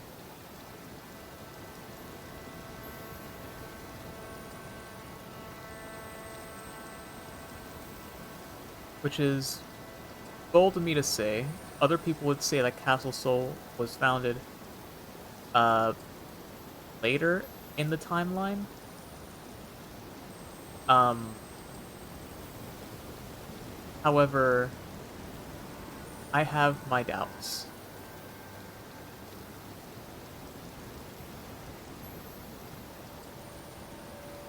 But whatever the case is, um Castle Sol is a castle that venerates the eclipse.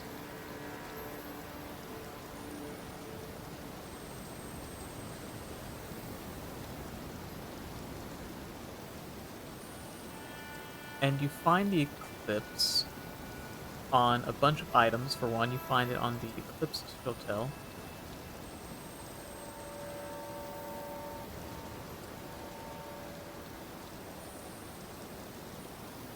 And you find it on the Eclipse Crest Great Shield,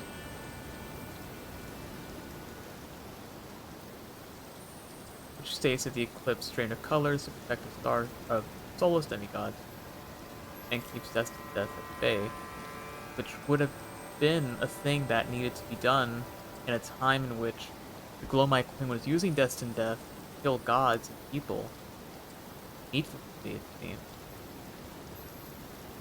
And the Eclipse Hotel is the storied sword of the castle itself.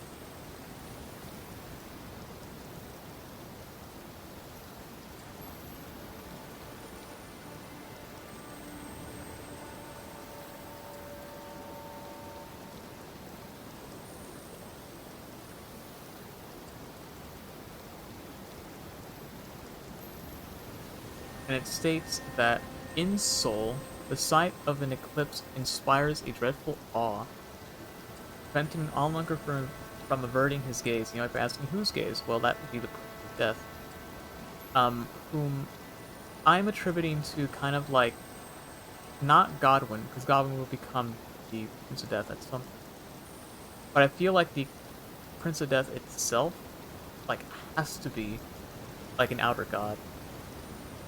Um, in the sense that like it embodies, much like the Formless Mother itself would be evoked from people and by people. Um, or more poignantly, if you want to talk about gods inhabiting people, you could talk about Millennia and her um, involvement with that. This is another Eclipse shield you can get, which has a similar description to this one, which just states that that it's a symbol of the Wandering Mausoleum, which is this thing here. That's that. Um, I'm just guessing that Castle Soul had to be around this time here. Just makes sense that it could have been made earlier, but this connection with the Black Moon of Noxtella is the most important because it would make sense then why they would then invoke the Ire of the Greater Will, which we'll get into here, because they were trying to kill the Fingers with something called the Finger Slayer Blade, um, which is proof of their high treason and a symbol of their downfall. Um, and it's capable of harming the Greater Will and its vassals. And you might be asking, why would they do this? Well, not only did they want to bring about their own Lord of Night and the Age of Stars, they wanted to kill the Glowmite Queen. So what better way to do that than to kill first the guide of her, which is one of her two fingers, um, and of course harm the Greater Will for enacting this evil woman, uh, who's been on a crusade, seemingly, um, of doing all that. So they eclipse the sun. They bring about those live in death, which is like a whole thing we'll get into at some point. But in terms of the timeline that I am aware of and believe, I believe that this high treason they've committed here was um, most important for Grey Will to enact its own like ace in the hole, and that was Astel. Actually, before that, we'll talk about um, Eternal Darkness. That's where it started.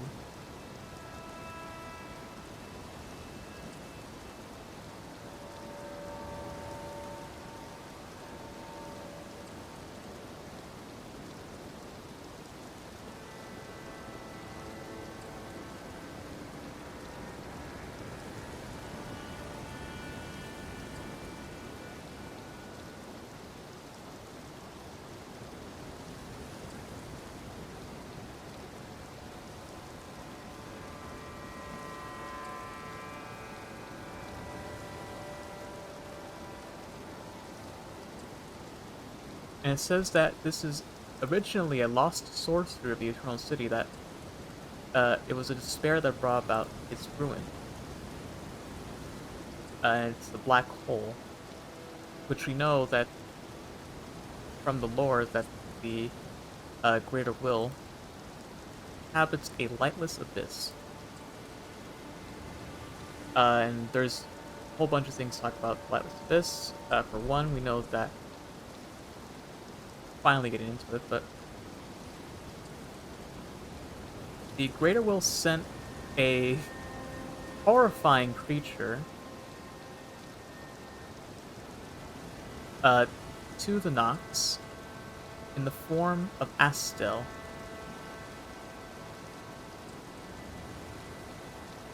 Natural born of the void.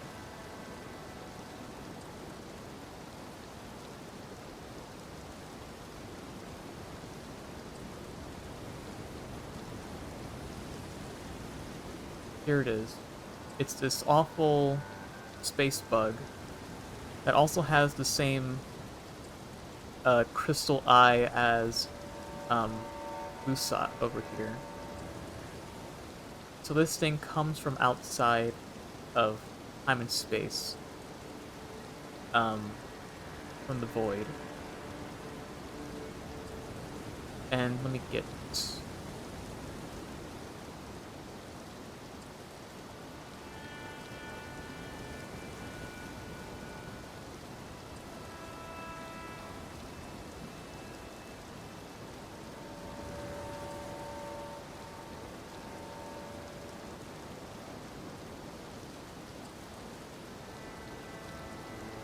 it's description says that it's a malformed star born in the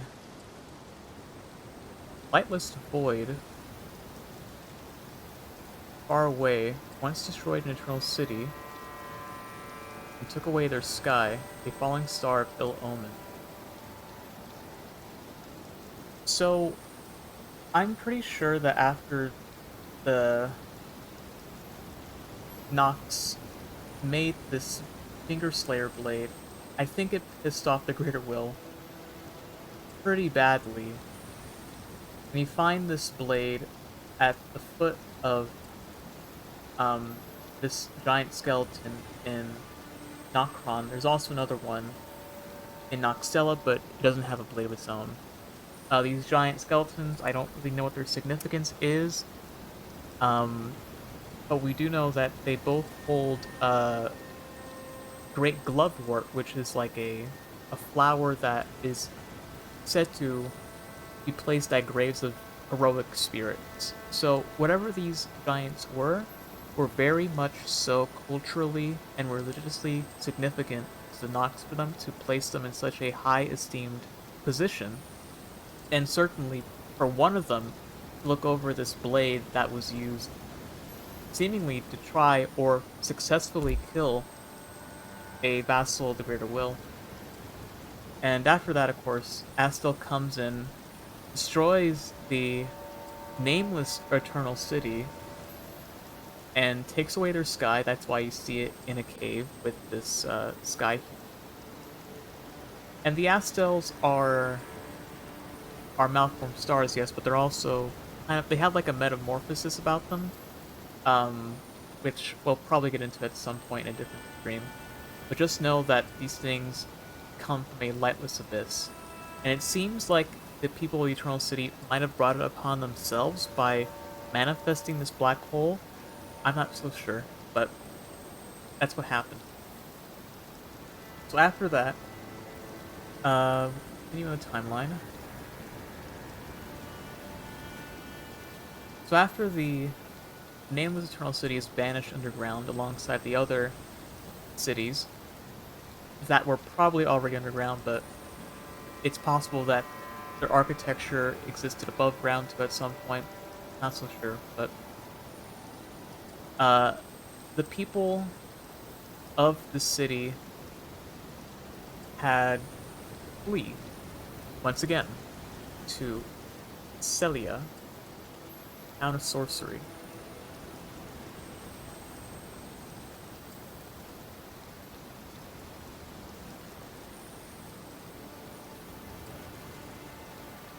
And why I say they fled here is because Gowry, one of the NPCs you meet on the outskirts of the city, uh, explicitly states that the people who live here are descendants of the Eternal.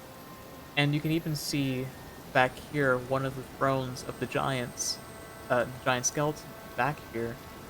Um, and you actually fight the sorceress and monk here, which is why I used a picture of that right here. You find Lusat's staff here, so Lusat was probably studied in this town at some point. Um, so there's a lot of connections with that here. So they fled here. Um,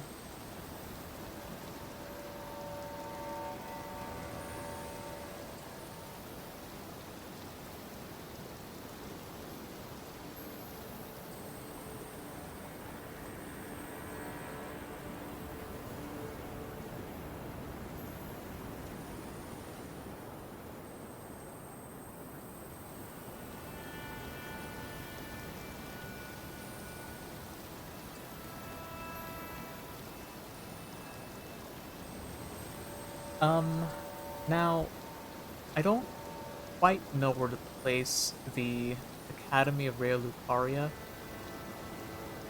I'm willing to bet that the Academy was probably established. Let me bring up the Academy.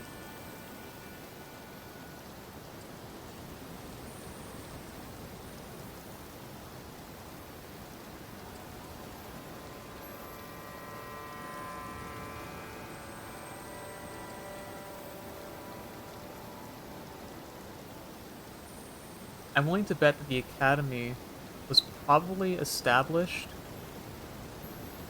around this period here. Um, alongside the all this happening. It wouldn't make sense why, then um excuse me, why this town of sorcery would exist if it weren't for Raya Lucaria. It seems like um it like came about probably well certainly after the dynasty of Gould, but probably right after this.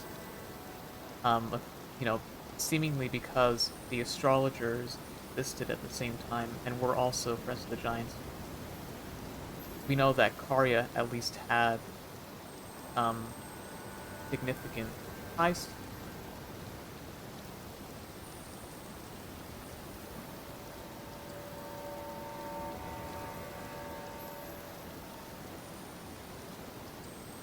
And we also find a bunch of statues of um women in robes and hoods.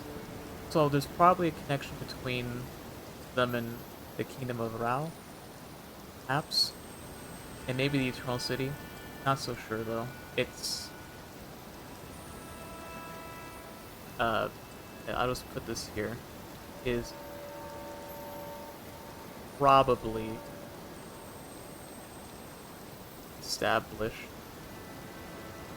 because it had to have been after the deluge of Star Rain, but not so quite far ahead that it was past the town of sorcery being there.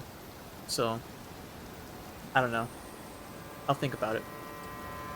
Um, in any case, let me put.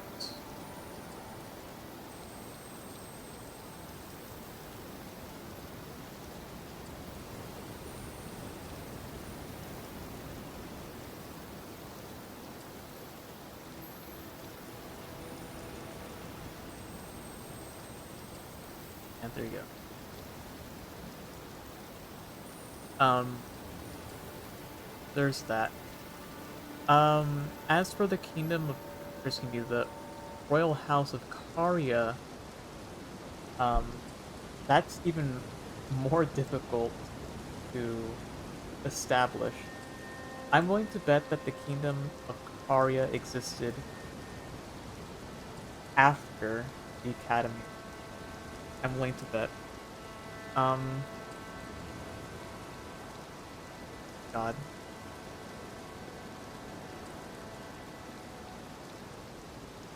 done a lot today, haven't we?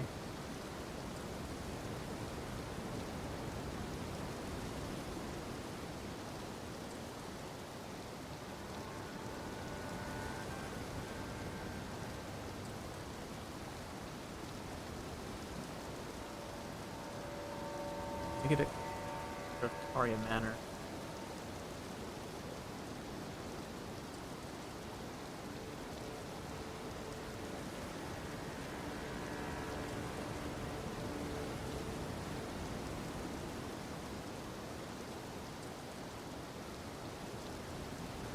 That's Karya Manor. That's where Bernala and her sister hailed from. Um, and it seems to be a significant house, indeed, that traces its lineage back to the astrologers. My issue is I don't exactly know when it came to be. Like, this is the issue.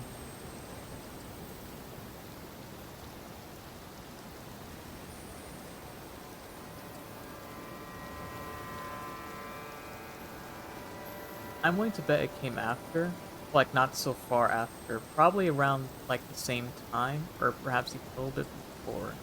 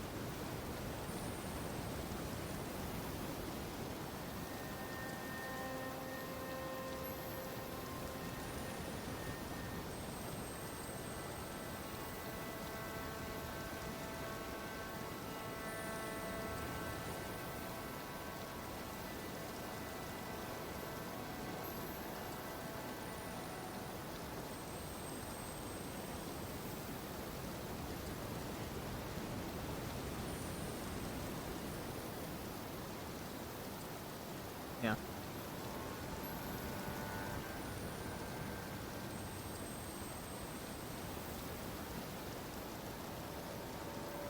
Well,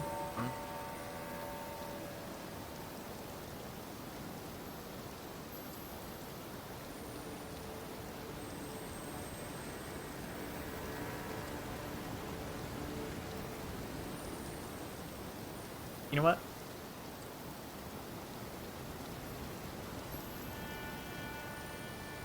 Okay. Tell you what, guys. Um, we'll continue this uh another day. I have to think about some things, but I think we've gone through well enough of the lore. I mean, me looking at this here is already um getting me excited to talk about a lot of things. In fact, um, it's a huge undertaking, but as far as like what I've covered, I think I've covered like pretty much most of like the establishing stuff uh in like the before time. Um, but yeah, I don't want to go past like 5 hours, but I think 4 hours is definitely enough. Um, I don't know when I'll stream again. Probably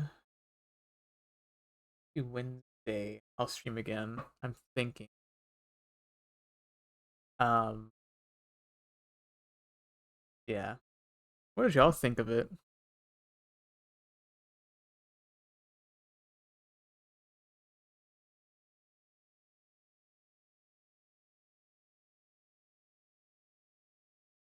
I thought that it was pretty fun.